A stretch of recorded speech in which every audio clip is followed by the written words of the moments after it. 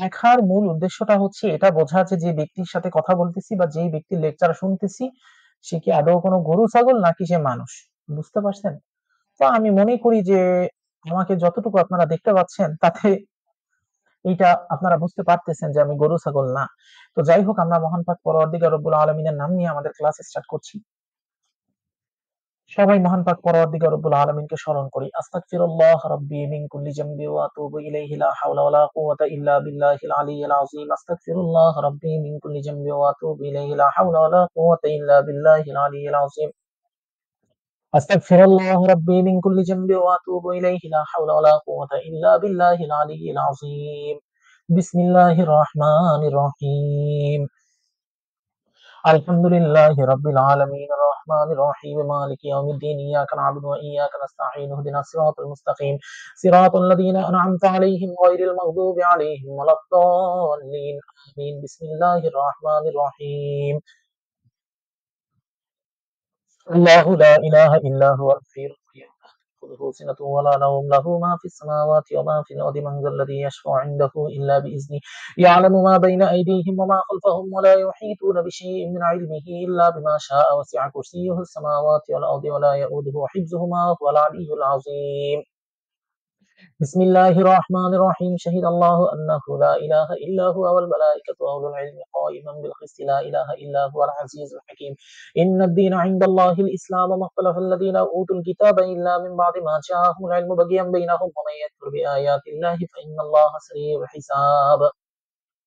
قل اللهم مالك الملك تؤتي الملك ما تشاء وتنزع الملك مما تشاء وتعز ما تشاء وتذل ما تشاء بيدك الخير إنك على كل شيء قدير تولج الليل في النهار وتولج النهار في الليل وتخرج الحي من الميت وتخرج الميت من الحي وترزق ما تشاء بغير حساب. بسم الله الرحمن الرحيم. أعوذ بالله السميع العليم من الشيطان الرجيم. أعوذ بالله السميع العليم من الشيطان الرجيم. أعوذ بالله السميع العليم من الشيطان الرجيم.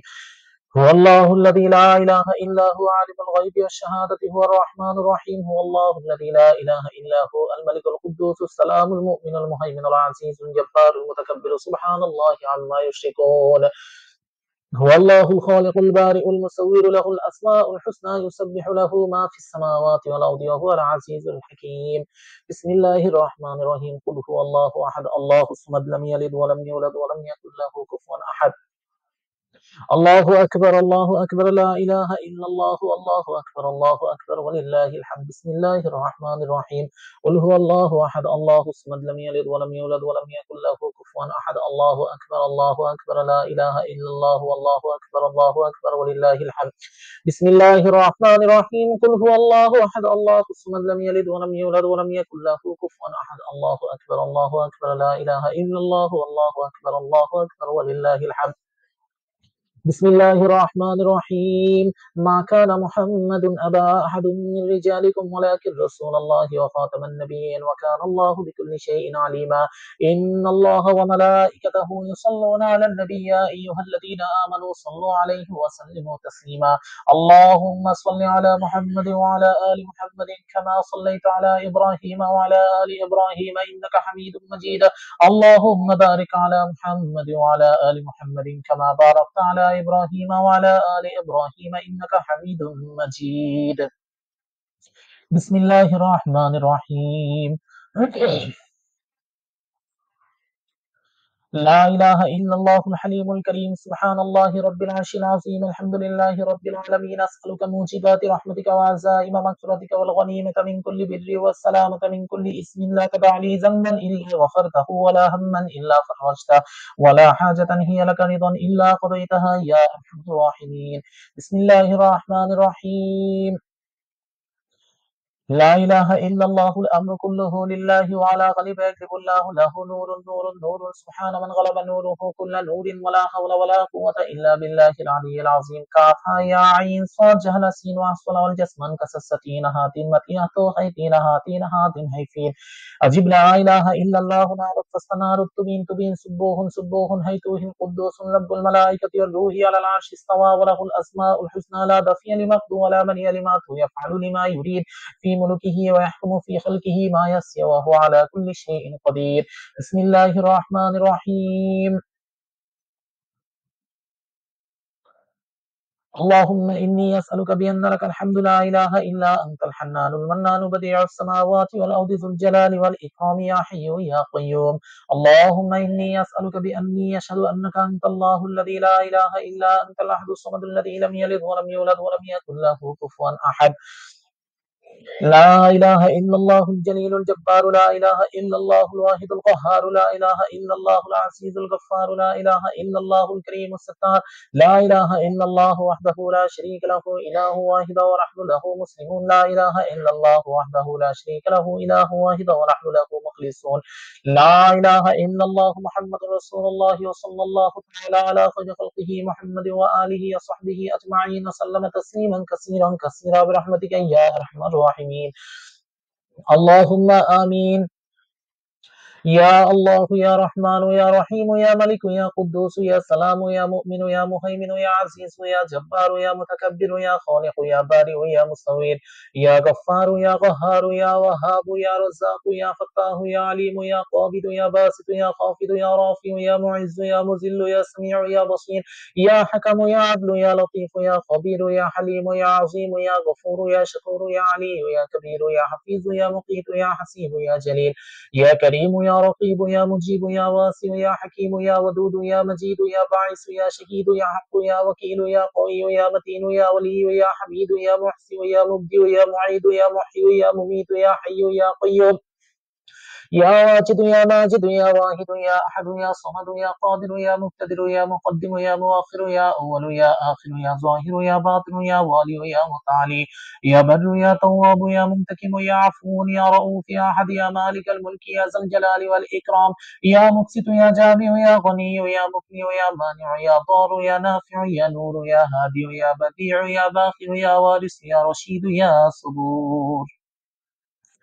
بسم الله الرحمن الرحيم يا الله يا رحمن يا رحيم يا ملك يا قدوس يا سلام يا مؤمن يا مهيمن يا عزيز يا جبار يا متكبر يا خالق يا بارئ يا مصور يا غفار يا قهار يا وهاب يا رزاق يا فتاه يا عليم يا قابض يا باسط يا خافض يا رافع يا معز يا مذل يا سميع يا بصير يا حكم يا عدل يا لطيف يا خبير يا حليم يا عظيم يا غفور يا شكور يا علي يا كبير يا حفيظ يا مقيت يا حسيب يا جليل يا كريم يا رقيب يا مجيب يا واسع يا حكيم يا ودود يا مجيد يا باعث يا شهيد يا حق يا وكيل يا قوي يا متين يا ولي يا حميد يا محسن يا مبدع يا معيد يا محيي يا مميت يا حي يا قيوم يا واجد يا ماجد يا واحد يا أحد يا صمد يا قادر يا مقتدر يا مقدم يا مؤخر يا أول يا آخر يا ظاهر يا باطن يا والي يا متعالي يا بر يا تواب يا منتكم يا عفو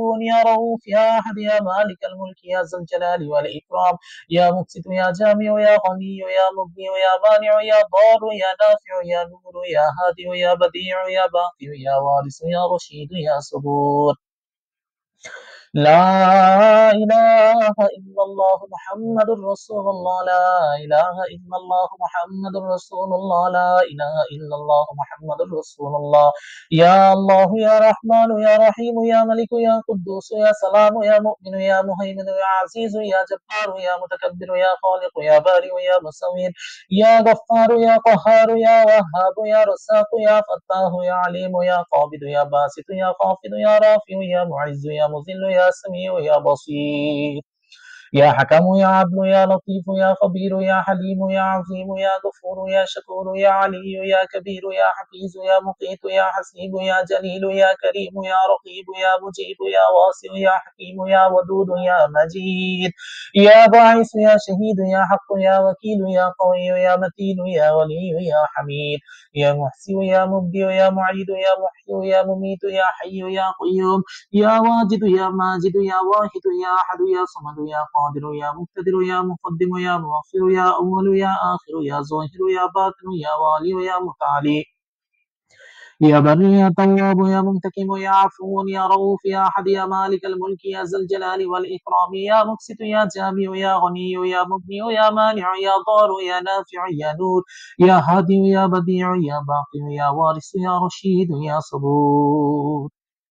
رب ارحمهما كما ربياني صغيرا رب ارحمهما كما ربياني صغيرا رب ارحمهما كما ربياني صغيرا ربنا ظلمنا أنفسنا وإن لم تغفر لنا وترحمنا لنكونن من الخاسرين ربنا ظلمنا أنفسنا وإن لم تغفر لنا وترحمنا لنكونن من الخاسرين ربنا ظلمنا أنفسنا وإن لم تغفر لنا وترحمنا لنكونن من الخاسرين استغفر الله ربي من كل جنب واتوب اليه لا حول ولا قوة الا بالله العلي العظيم اللهم اجرنا من النار اللهم اجرنا من النار اللهم اجرنا من النار رب زدني علما رب زدني علما رب زدني علما رب يسر ولا تؤسر وتمم بالخير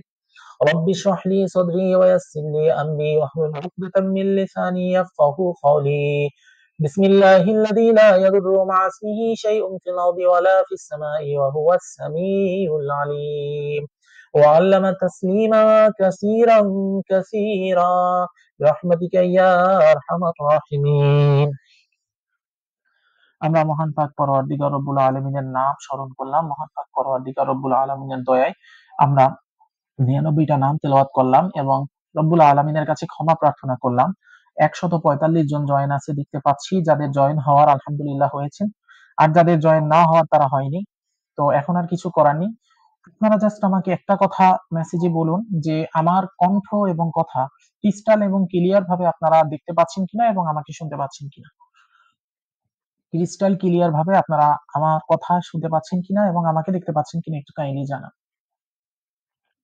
আচ্ছা ঠিক আছে প্রিয় ভাই বোন আমি অল্প কিছু আলোচনা করে সামনের দিকে আগাবো সর্বপ্রথম আমাদেরকে যদি পুনর্জন্মের বিষয়টা আমরা বুঝতে চাই তাহলে কিছু জিনিস আমাদেরকে দেখতে হবে এবং বুঝতে হবে যে কিছু জিনিস আগে আমি আপনাদেরকে বলি আমাদেরকে আগে এইটা বুঝতে হবে আমার কথা তো বাফার হচ্ছে না তাই না যেহেতু আমার কণ্ঠ শোনা যায় কিনা ঠিক মতো এটা দেখার জন্য পাশে আমার আরেকটা ফোনে আমার ওয়াইফের ফোনে এই রেকর্ডিং মানে আমার ক্লাসটা অন করা আছে তো এই কারণে কণ্ঠ বাফার না হলেই হলো কণ্ঠ তো বাফার হচ্ছে না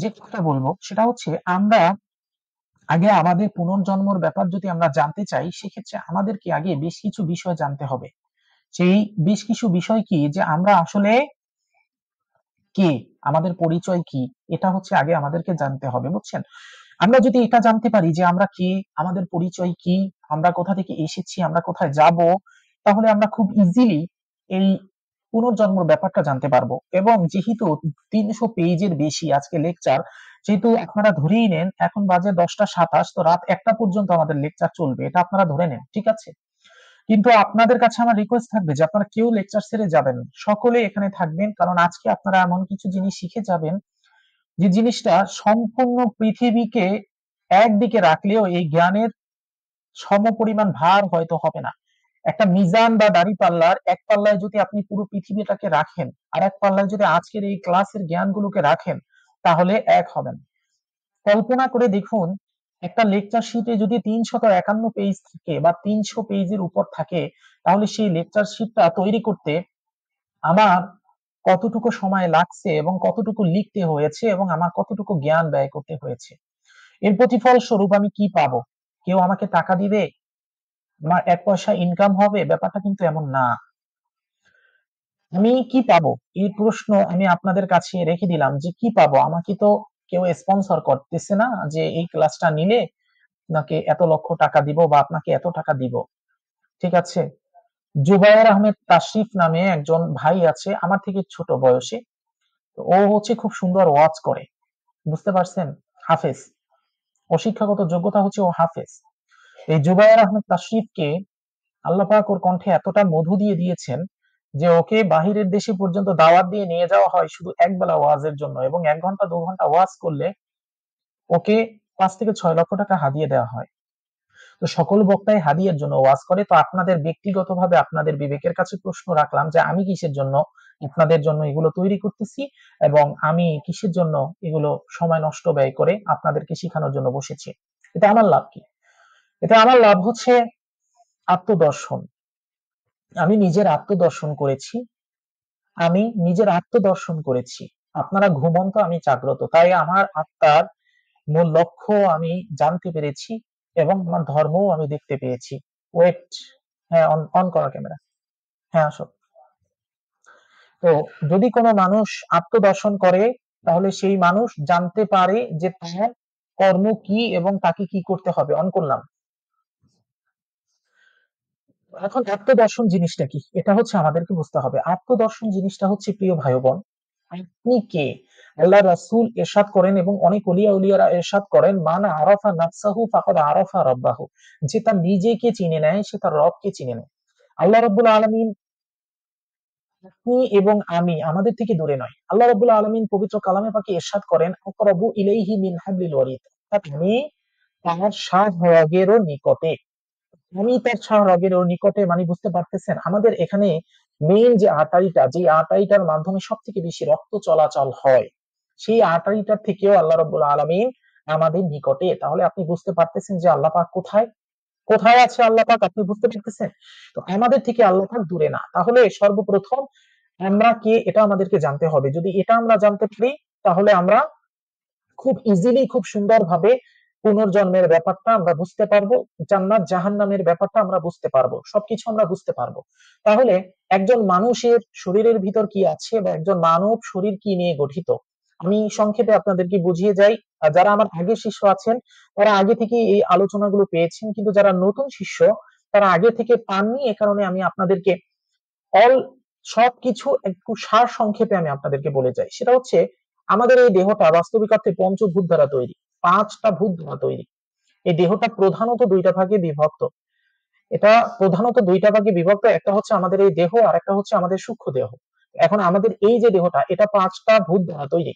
এই পাঁচটা ভূত কি? আগুন, মাটি, পানি, বাতাস আর নূর।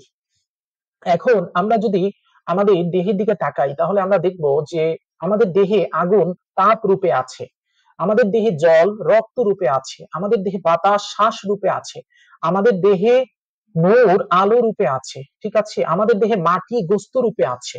তো আমাদের দেহে যা কিছু আমরা দেখতে পাচ্ছি, এটা কতদিন আমাদের দেহে থাকে? এটা হচ্ছে আপনাদের কাছে আমার প্রশ্ন, যে কতদিন এটা আমাদের দেহে থাকে। প্রিয় ভাই বোন, আপনি দেখবেন এখন আপনি জীবিত আছেন, আপনার শরীরে গোস্ত ভালো আছে, আপনার শরীরে তাপ আছে, আপনার শরীরে শ্বাস প্রশ্বাস আছে, আপনার শরীরে রক্ত সঠিকভাবে চলাচল করছে, কিন্তু যেই মুহূর্তে আপনার ভিতরে রূহটা চলে গেল, সেই মুহূর্তে আপনার এই পঞ্চভূত বিনষ্ট হয়ে যাবে।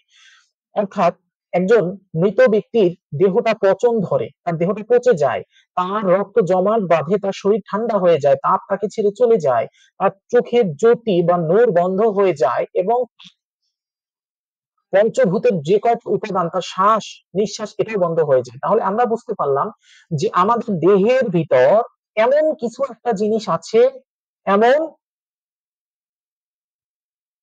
একটা কথা হচ্ছে যে আমাদের দেহের ভিতর এমন কিছু জিনিস আছে, যে জিনিসটা থাকার কারণে আমাদের এই দেহটা সচ্ছল আছে। তো যাহা কিছু আছে বিশ্ব ব্রহ্মাণ্ডে, তাহা কিছু আছে মানব শরীরে, যাহা কিছু আছে বিশ্ব ব্রহ্মাণ্ডে, তাহা কিছু আছে মানব শরীরে। কথা বোঝার ট্রাই করেন। তাহলে আমরা যদি বিশ্ব ব্রহ্মাণ্ডের দিকে তাকাই, তাহলে আমরা কি দেখতে পাই? প্রকৃতি দেখতে পাই। প্রকৃতিতে কি আছে? প্রকৃতিতে আগুন আছে, মাটি আছে, পানি আছে, বাতাস আছে, আকাশ আছে। আকাশকে আমরা নূর হিসাবে আখ্যায়িত করি, কারণ আমরা কেউ আকাশকে ধরতে পারি না, কিন্তু নূর বা জ্যোতিকে যেভাবে আমরা দেখতে পাই, সেভাবে আকাশের অস্তিত্ব আমরা বুঝতে পারি।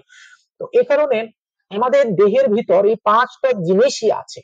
যখন আমাদের দেহের ভিতর থেকে ওই জিনিসটা, মানে ওই যে জিনিসটার কথা আমি বলছি, যে কোনো একটা জিনিস আমাদের দেহে আছে, যে জিনিসটা থাকার কারণে আমরা জীবিত আছি, যে জিনিসটা চলে যাওয়ার কারণে আমরা মৃত হয়ে যাই, যে জিনিসটা থাকার কারণে আমার দেহে পঞ্চভূত সচ্ছল আছে, যে জিনিসটা না থাকার কারণে আমার পঞ্চভূত আমাকে ছেড়ে চলে যায়, সেই জিনিসটা কি?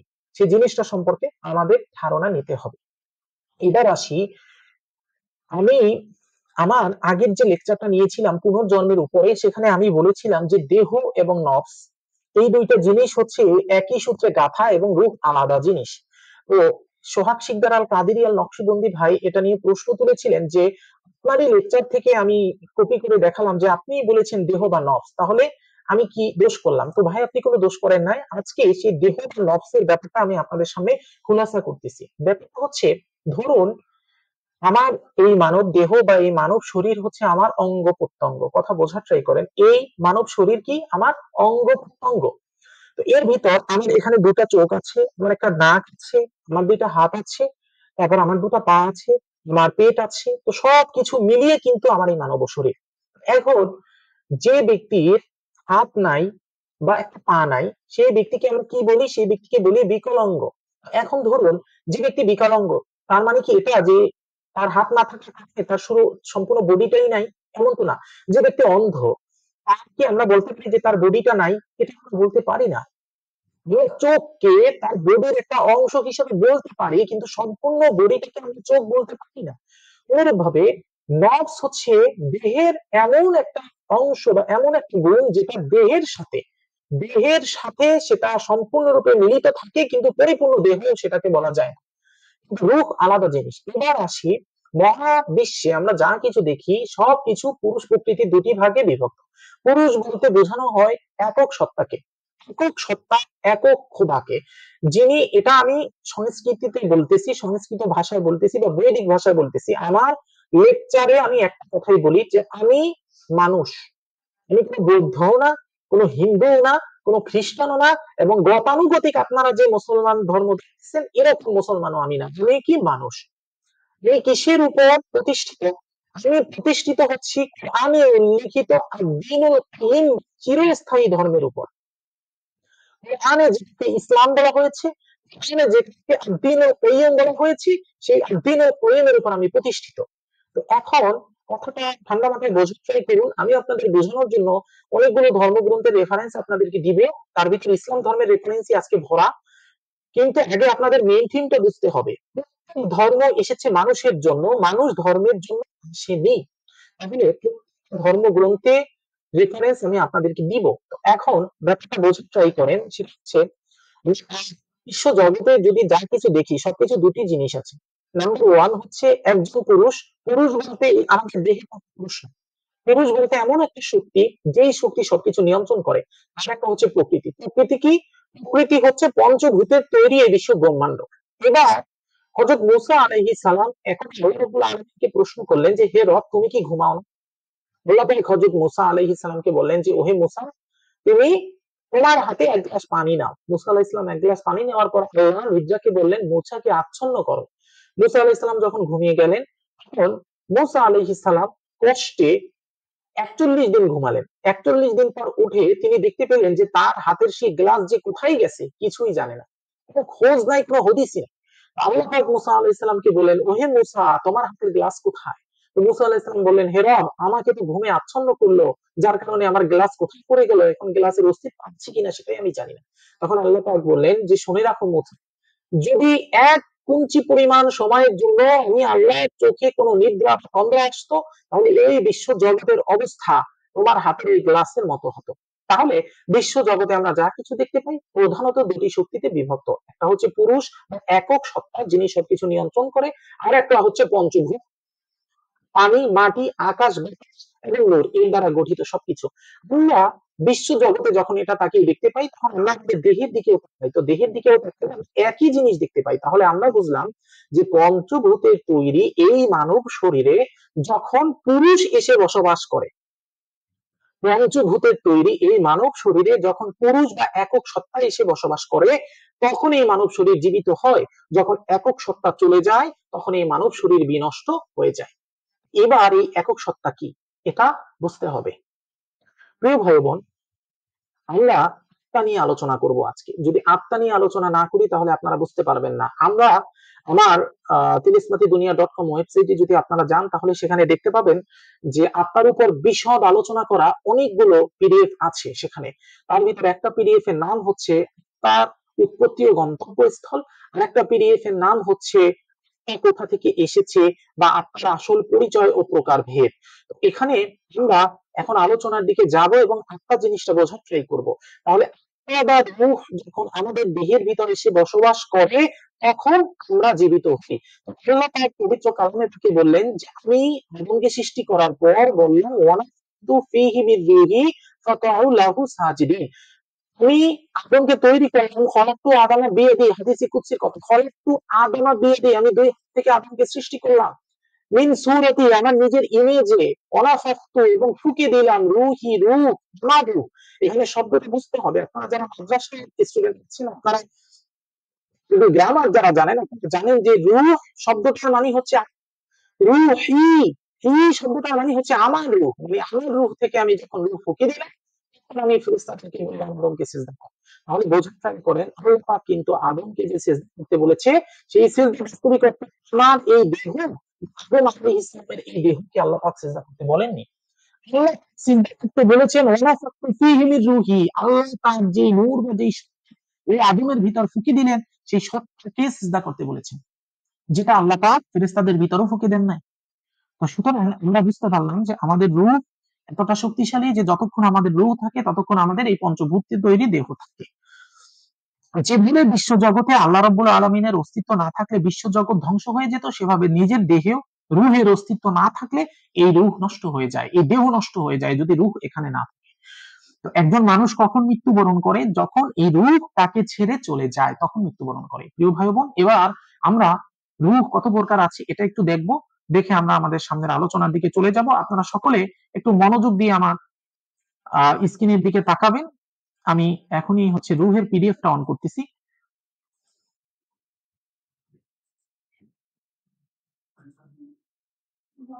হ্যাঁ, বন্ধ করেছি।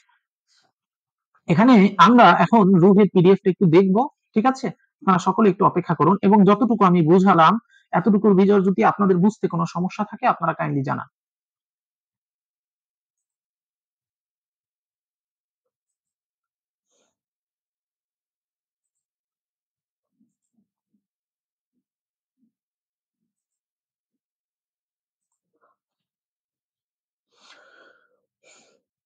হ্যাঁ ভাই বোন, আপনারা তাহলে সব বুঝতে পেরেছেন তাই না? যদি বুঝতে পেরে থাকেন তাহলে কাইন্ডলি এখন আমার স্ক্রিনের দিকে আপনারা সকলে তাকান। আমি স্ক্রিন শেয়ার দিচ্ছি, একটু কাইন্ডলি আপনারা স্ক্রিনের দিকে তাকান। সকলে মনোযোগ দিয়ে দেখবেন, যদি মনোযোগ দিয়ে না দেখেন আপনারা কিন্তু বুঝতে পারবেন না। অনেক জটিল বিষয়, বুঝছেন? মনোযোগ দিয়ে না দেখলে আপনারা বুঝতে পারবেন না।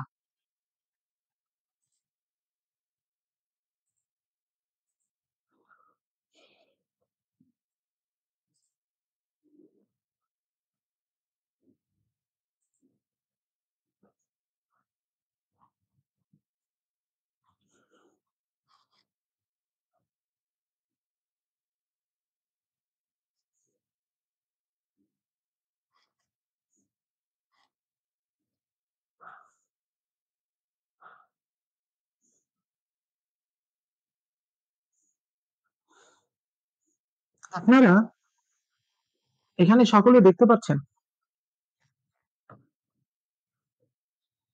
আপনারা দেখতে পাচ্ছেন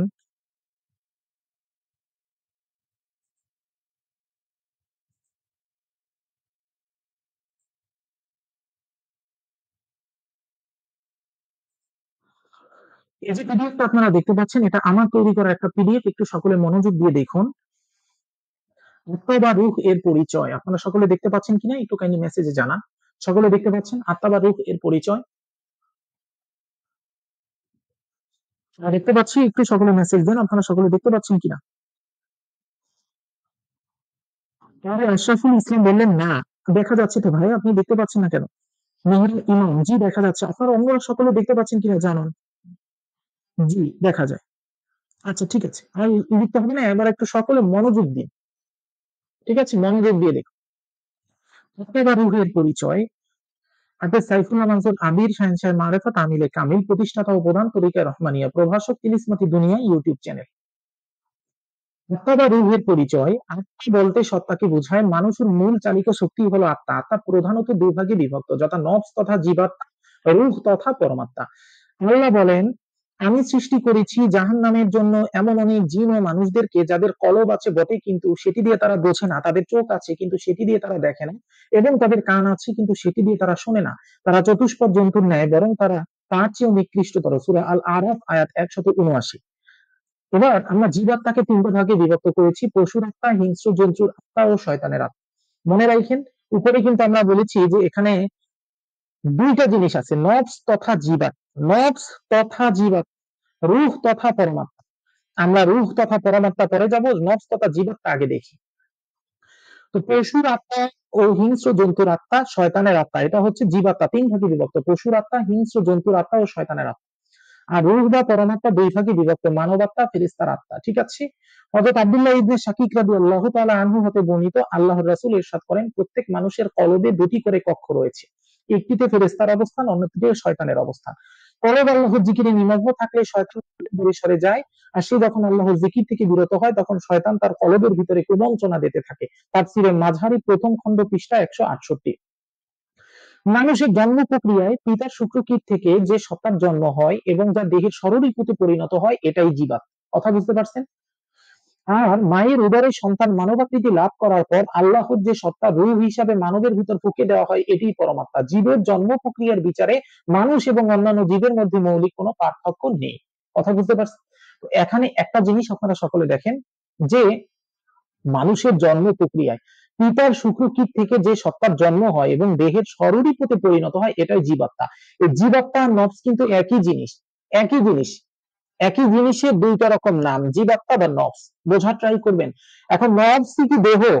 নফসই সম্পূর্ণ দেহ না। আমি আপনাদেরকে একটি কথা বলেছি, সেটা হচ্ছে যে যেমন একটা চোখকে আমরা সম্পূর্ণ দেহ বলতে পারবো না, দেহের অংশ বলতে পারবো, তেমনি সম্পূর্ণ দেহটাকে আমরা নফস বলতে পারবো না, বরং দেহের অংশ বলতে পারবো। নফস দেহের অধিকাংশ অংশ জুড়ে গঠিত। নফস, এই নফসই স্বরূপে পরিণত হয়।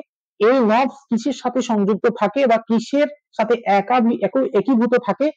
মানুষের জন্ম প্রক্রিয়ায় পিতার শুক্রকীট থেকে যে সত্তার জন্ম হয় তার সাথে। এবার এই যে জন্ম প্রক্রিয়ার বিচারে মানুষ আর অন্যান্য জীবের মধ্যে মৌলিক কোনো পার্থক্য নাই, অর্থাৎ মানুষেরও যেভাবে দেহে আছে, দেহের ভিতর নফস আছে, মানুষের যেভাবে স্বরূপ আছে, সেভাবেই হচ্ছে অন্যান্য জীবেরও স্বরূপ আছে। ঠিক আছে, কোনো পার্থক্য নাই। তাহলে পার্থক্য কিসে? সামনের দিকে যাই। পশুর মধ্যে কাম, ক্রোধ, লোভ, মোহ, মদ ও মাৎসর্য এই স্বরূপ বিদ্যমান, যেগুলো মানুষের মধ্যেও রয়েছে, কিন্তু মানুষের মধ্যে রূহ বা পরমাত্মা বিদ্যমান থাকার কারণে এরা সৃষ্টির সেরা জাতি বলে গণ্য হয়েছে। বিষয়টি মহান আল্লাহ পাক তার পাক জবানে বলে দিয়েছেন। এসব হচ্ছে আল্লাহ অতি সুন্দর রূপে তার প্রত্যেক সৃষ্টিকে সৃজন করেছেন এবং মানব সৃষ্টির সূচনা করেছেন কাদা মাটি দিয়ে, তারপর তার বংশধরকে সৃষ্টি করেন দুর্বল পানির নির্যাস থেকে। তারপর তিনি তাকে সুঠাম করেন এবং তাতে নিজের তরফ থেকে রূহ ফুঁকে দেন। আর তোমাদের দান করেন কর্ণ, চক্ষু ও অন্তঃকরণ, কিন্তু তোমরা খুব কমই শুকর আদায় করো। সূরা আস-সাজদা আয়াত 32, আয়াত 7 থেকে 9। কথা বুঝতে পারছেন? 32 নম্বর সূরার 7 থেকে 9 নম্বর আয়াত। অনুরূপ ভাবে সুমহান আল্লাহ অন্য আয়াতে ইরশাদ করেন, যখন আমি আদমকে সুঠামো করব এবং তার মধ্যে আমার রূহ থেকে রূহ ফুঁকে দিব, তখন তোমরা বা ফেরেশতারা তাকে সিজদা করবে। সূরা আল হিজর আয়াত 29। মূলত এই রূহই হলো পরমাত্মা বা আল্লাহর সত্তা বিশেষ। একমাত্র মানুষ ব্যতীত অন্য কোনো প্রাণীর মধ্যে রূহ বা পরমাত্মা নেই। এতক্ষণ প্রধান ভাগ নিয়ে আলোচনা করলাম, এবার আমরা আরো ছোট ছোট ভাগ নিয়ে আলোচনা করব। এবার এখানে যে ভাগগুলো দেখানো আছে, এটা বৈদিক ভাগ, এটা আপনাদের দরকার নাই। তারপর আমি কেন লিখেছি? যেন আমার ভক্তরা সব ধর্ম সম্পর্কে মোটামুটি ধারণা রাখে, তাই লিখেছি। আপনার সূক্ষ্মতম প্রকারভেদ আমরা এতক্ষণে আপনার প্রধান ভাগ নিয়ে আলোচনা করেছি। এবার আমরা আপনার সূক্ষ্মতম প্রকারভেদ নিয়ে আলোচনা করব। আত্মা 5 প্রকার: ভূতাত্মা বা পঞ্চভূত, মানবাত্মা বা মন, মহাত্মা জ্ঞান, জীব স্থায়ী, পরমাত্মা বা কায়ী। কথা ব্যাখ্যা করিলেন। ভূতাত্মা পঞ্চভূত, মানবাত্মা বা মন, মহাত্মা বা জ্ঞান, জীবাত্মা স্থায়ী, পরমাত্মা বা কায়ী। এছাড়াও নিম্নরূপে আত্মার বিভাগ: ক্ষিতি, অপ, তেজ, মরু, বোম। সংস্কৃতি ভাবে পরমাত্মার ভিতর আছে ভূতাত্মা, জীবাত্মা, এটা বায়ুই মত। এরপর আছে আগুন, এর ভিতর জল, মাটি, বাতাস, বিদ্যুৎ, আত্মতত্ত্ব অনুসারে। এছাড়া পরমাত্মা অনুসারে আবার আছে ভূতাত্মা, জীব, প্রাণ ও আত্মার আমেশ্বর, এটা পুরাণ অনুসারে। এগুলো আপনার জানার দরকার নাই। একজন মুসলিম হিসাবে আপনি জানবেন এই 2 নম্বরের রূহে জিসমানি বা জীবাত্মা, রূহে সুলতানি, রুহুল আমিন, রুহুল কুদ্দুস, রুহুল্লাহ। এখানে একটি জিনিস বোঝার দরকার, এই যে রুহে জিসমানি আর এই যে রুহুল্লাহ, এই রুহুল্লাহটা হচ্ছে পরমাত্মা বা আত্মা, রামেশ্বর, পরমাত্মা। আর রুহে জিসমানিটা হচ্ছে জীবাত্মা। আমরা প্রথম যেই দুটো ভাগে আত্মা বিভক্ত করেছি, সেই দুটো ভাগের একটা ছিল হচ্ছে জীবাত্মা বা রুহে জিসমানি, আর একটা ছিল পরমাত্মা বা রুহুল্লাহ। তাহলে এই ভিতরের আত্মাগুলো কোথায়? এই রুহে সুলতানি, রুহুল আমিন, রুহুল কুদ্দুস। এই যে ভিতরের 3টা আত্মা, এই 3টা আত্মাও প্রত্যেকটা মানুষের ভিতরে থাকে, কিন্তু সুপ্ত অবস্থায় থাকে। মানুষ যখন আস্তে আস্তে আস্তে আস্তে আমল করতে করতে উচ্চ অবস্থায় পতিত হয়, নিজেকে সাধক হিসাবে বানাতে পারে, তখন আল্লাহ পাকের আদেশে তার রুহুল সুলতানি, রুহুল আমিন, রুহুল কুদ্দুস উন্মুক্ত হয়ে যায়।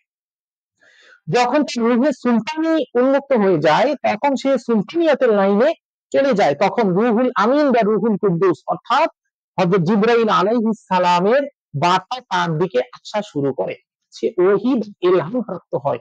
যারা নবী বা রাসূল ছিল তারা ওহী প্রাপ্ত হয়েছে, যারা ওলি তারা ইলহাম প্রাপ্ত হয়। কখন ইলহাম প্রাপ্ত হয়েছে, কখন ওহী প্রাপ্ত হয়েছে? যখন এই রুহে সুলতানি অ্যাক্টিভেট হয়ে গিয়েছে। তো রাসূল কারীম সাল্লাল্লাহু আলাইহি ওয়াসাল্লাম থেকে শুরু করে যত নবী রাসূল ধ্যান করে ওহী প্রাপ্ত হয়েছেন প্রত্যেকে দেখবেন ধ্যান সাধনা করেছেন, মুরাকাবা করেছেন। তো মুরাকাবা করা একটি পর্যায়ে তাদের রুহে সুলতানিটা অ্যাক্টিভেট হয়ে যায়। পরবর্তীতে এই রুহুল আমিন, রুহুল কুদ্দুস যখন তাদের অ্যাক্টিভেট হয় তখন হযরত জিবরাইল আলাইহিস সালামের ওহী ধারণ করতে পারে বা তার ইলহাম ধারণ করতে পারে। এই কারণে জিবরাইল আলাইহিস সালামের অপর নাম রুহুল আমিন বা রুহুল কুদ্দুস। আমরা এই পর্যন্ত বুঝতে পেরেছি। এই পর্যন্ত আপনারা বুঝতে পেরেছেন কিনা একটু কাইন্ডলি জানান, তারপর আমি সামনের দিকে যাব। আমরা এই পর্যন্ত বুঝতে পেরেছি তাহলে রুহুল আমিন, রুহুল কুদ্দুস, রুহে সুলতানি, রুহে জিসমানি আর রুহুল্লাহ, এই পাঁচটা অংশ আমরা বুঝতে পারলাম। আমরা প্রথমে দুইটা ভাগে ভাগ করছি রুহকে, এরপর আমরা রুহকে আরো সূক্ষ্ম সূক্ষ্ম ভাগ করছি। সেই সূক্ষ্ম সূক্ষ্ম ভাগের ভিতর আমরা রুহে জিসমানি সম্পর্কে জানলাম, রুহুল কুদ্দুস সম্পর্কে জানলাম, রুহুল আমিন সম্পর্কে জানলাম, রুহে সুলতানি সম্পর্কে জানলাম আর রুহুল্লাহ সম্পর্কে জানলাম কোরআনের। তাহলে আমরা এবার সামনের দিকে আগাই। আমরা সময় নাই, আমাদের হাতে অনেক কম সময়, আমাদের অনেক পড়া, সামনের দিকে আমরা আগাই। নফস ও রুহের মধ্যে পার্থক্য ও তার সংজ্ঞা। নফস ও রুহের মধ্যে বিস্তার বিদ্যমান। যেমন দেহকে নফস বলা হয় কিন্তু রুহ বা আত্মা বলা হয় না। যেমন আল্লাহ পাক বলেন কুল্লু নাফসিন যায়িকাতুল মাউত। এবার আমি আপনাদেরকে বলি এই নফস জিনিসটা বাস্তবিক অর্থে কি। প্রিয় ভাই বোন, আমরা একটু আগে রুহে জিসমানি আর রুহুল্লাহ দুইটা অংশ দেখলাম। এই রুহে জিসমানি বা জীবটা এটাই অধিকাংশ, এটারই 80 থেকে 90% অংশ জুড়ে যে কামনা বাসনা শরীরীপু বিদ্যমান রয়েছে আমাদের দেহে, সে কামনা বাসনা শরীরীপুর অপর নাম হচ্ছে নফস। অর্থাৎ নফসের অপর নাম হচ্ছে জীবন। জীবনকে আমরা নফস বলতে পারি। কামনা বাসনা শরীরীপু এগুলোর সমন্বয় আমাদের জীবন। আমরা যদি আমাদের নিজেদের দিকে তাকাই তাহলে আমরা দেখতে পাবো আমাদের ক্ষুধা লাগে যেভাবে একটা পশুর ক্ষুধা লাগে, আমাদের সেক্স ওঠে যেভাবে একটা পশুর সেক্স ওঠে, আমরা আমাদের নিজেদের ভালো বুঝতে গিয়ে স্বার্থপর হয়ে যাই যেভাবে একটা পশু নিজের ভালো বুঝতে গিয়ে স্বার্থপর হয়ে অন্য আরেকটা পশুর মাংস ছিঁড়ে ছিঁড়ে খায়। আমরা নিজেদের স্বার্থের জন্য অন্য মানুষের সাথে হিংস্র আচরণ করি যেভাবে একটা পশু আচরণ করে। তাহলে কি এমন জিনিস আছে যেটা আমাদের শরীরের ভিতরে যা ওই পশুর শরীরের ভিতরে তা, সেটা হচ্ছে এই নফস বা জীবনী শক্তি যেটাকে বলা হয়। আপনার জীবনী শক্তিটাই হচ্ছে আপনার নফস। আর জীবনী শক্তি ওতপ্রোতভাবে জড়িত হচ্ছে আপনার এই দেহের সাথে। দেহের 80% জিনিসই হচ্ছে জীবনী শক্তি নিয়ে গঠিত। তাহলে আমরা বলতে পারলাম যে দেহটাও যেমন নফস না, তেমনি নফস দেহ থেকে ভিন্নও না। নফস দেহের 80% অংশ জুড়ে রয়েছে। এই নফসই সেই জিনিস যেটা সকল পশুর মাঝেও আছে, জিনের মাঝেও আছে, আমার মাঝেও আছে, আপনার মাঝেও আছে। আর এই নফসই সেই জিনিস যেটা ফেরেশতাদের মাঝে আল্লাহ পাক দেননি, যার কারণে ফেরেশতারা আল্লাহ রাব্বুল আলামিনের আমরি বা আদেশী রূহ থেকে সৃষ্ট এবং আল্লাহর আদেশ ছাড়া তারা আর কিছু বোঝে না। তাহলে আমরা নফস ও রূহের মধ্যে পার্থক্য দেখতে গিয়ে যদি দেখি, নফস ও রূহের মধ্যে পার্থক্য বিদ্যমান। আল্লাহ পাক বলেন দেহকে নফস বলা হয় কিন্তু রূহকে আত্মা বলা হয় না। আল্লাহ পাক বলেন কুল্লু নাফসিন যায়িকাতুল মাউত, প্রত্যেক প্রাণীকে আস্বাদন করতে হবে মৃত্যু। সূরা আল ইমরান আয়াত 185। ঠান্ডা মাথায় শোনেন, কুল্লু নাফসিন যায়িকাতুল মাউত, প্রত্যেক নফসকে, প্রত্যেক মৃত্যুকে, প্রত্যেক প্রাণীকে আস্বাদন করতে হবে মৃত্যু। সূরা আল ইমরান আয়াত 185। তাহলে নাফসিন শব্দের অর্থ প্রাণীকে, অর্থাৎ নফস মানে হচ্ছে প্রাণ। তাহলে আমি কি আপনাদেরকে বোঝাতে পেরেছি যে নফস বা দেহ বা প্রাণ বা শরীরীপু বা মানসিক চাহিদা বা আকাঙ্ক্ষা বাস্তবিক অর্থে কি? তো আল্লাহ পাক বলতেছেন কুল্লু নাফসিন যায়িকাতুল মাউত, প্রত্যেক প্রাণীকে আস্বাদন করতে হবে মৃত্যু। সূরা আল ইমরান 185। প্রিয় ভাই বোন, কোথাও কি জীবনে কোরআনুল কারীম থেকে শুরু করে পবিত্র কোরআন এবং পবিত্র হাদিসের এমন কোথাও আপনি একটা সংজ্ঞা দেখাতে পারবেন না, একটা আয়াত দেখাতে পারবেন না যেখানে লেখা আছে কুল্লু রূহিন যায়িকাতুল মাউত, প্রত্যেক রূহকে মৃত্যুর স্বাদ গ্রহণ করতে হবে? কোথাও এটা লেখা নাই, কোথাও লেখা নাই।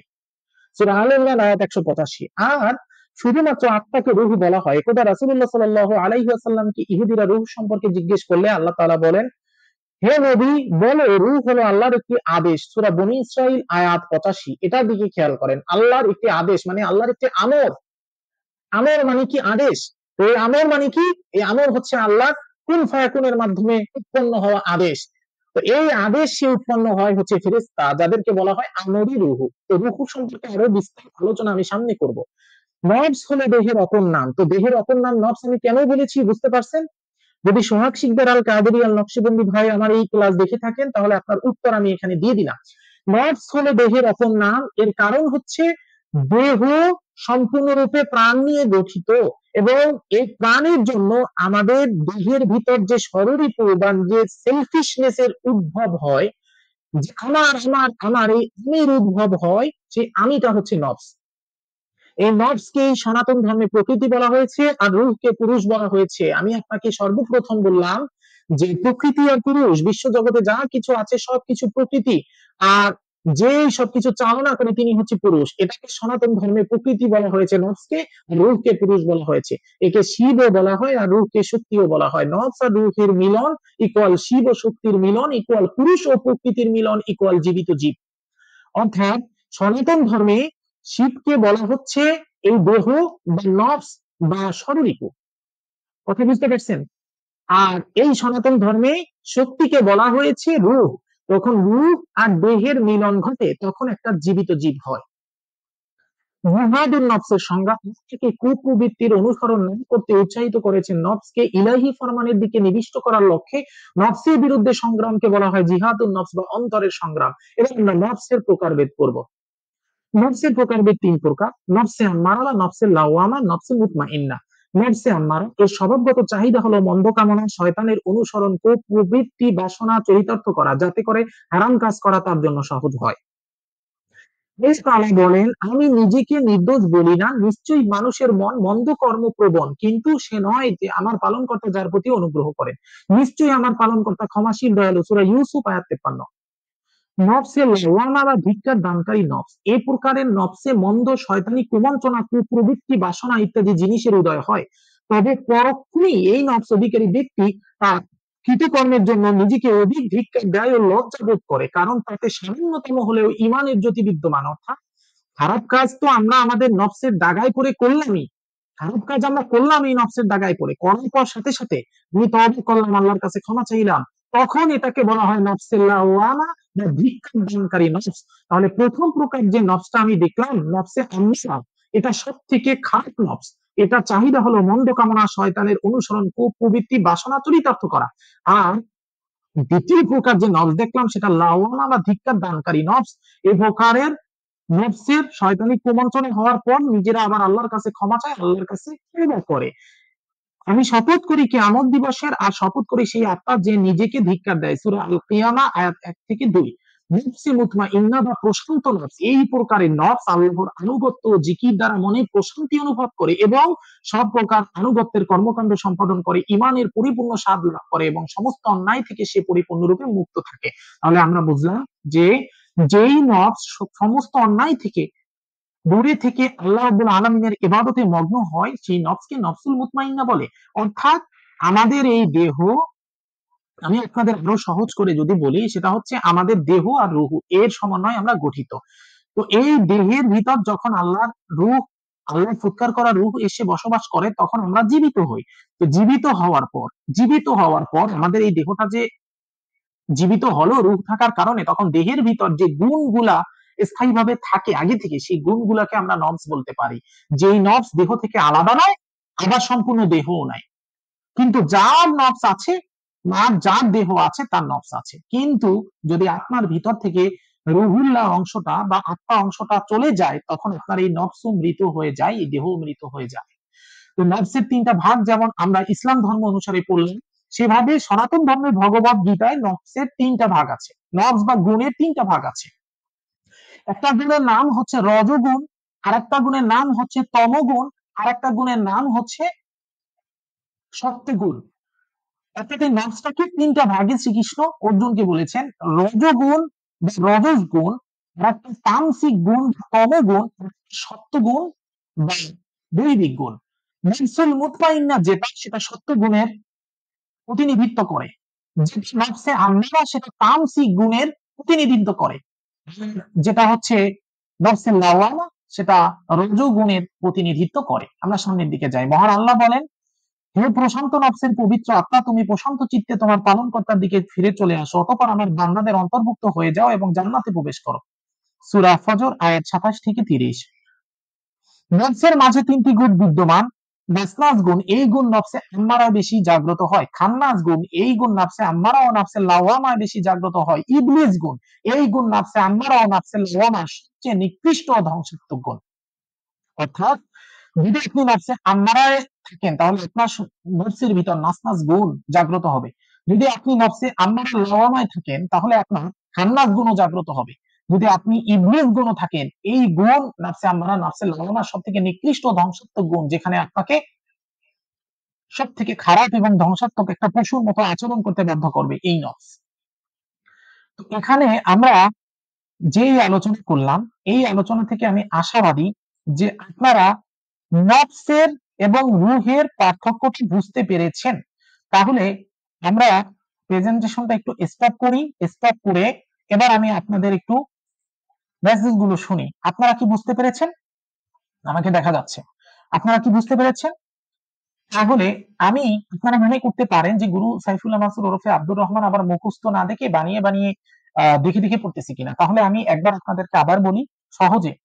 যেহেতু আপনারা সম্পূর্ণরূপে এখানে শিখতে এসেছেন, সেহেতু আপনাদের পূর্ণরূপে শিখতে হবে।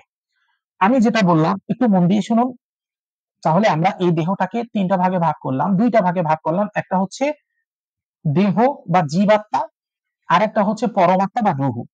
এবার রুহুরকে আমরা আবার পাঁচটা ভাগে বিভক্ত করেছি: রুহে জিসমানি, রুহে সুলতানি, রুহুল আমিন, রুহুল কুদ্দুস, রুহুল্লাহ।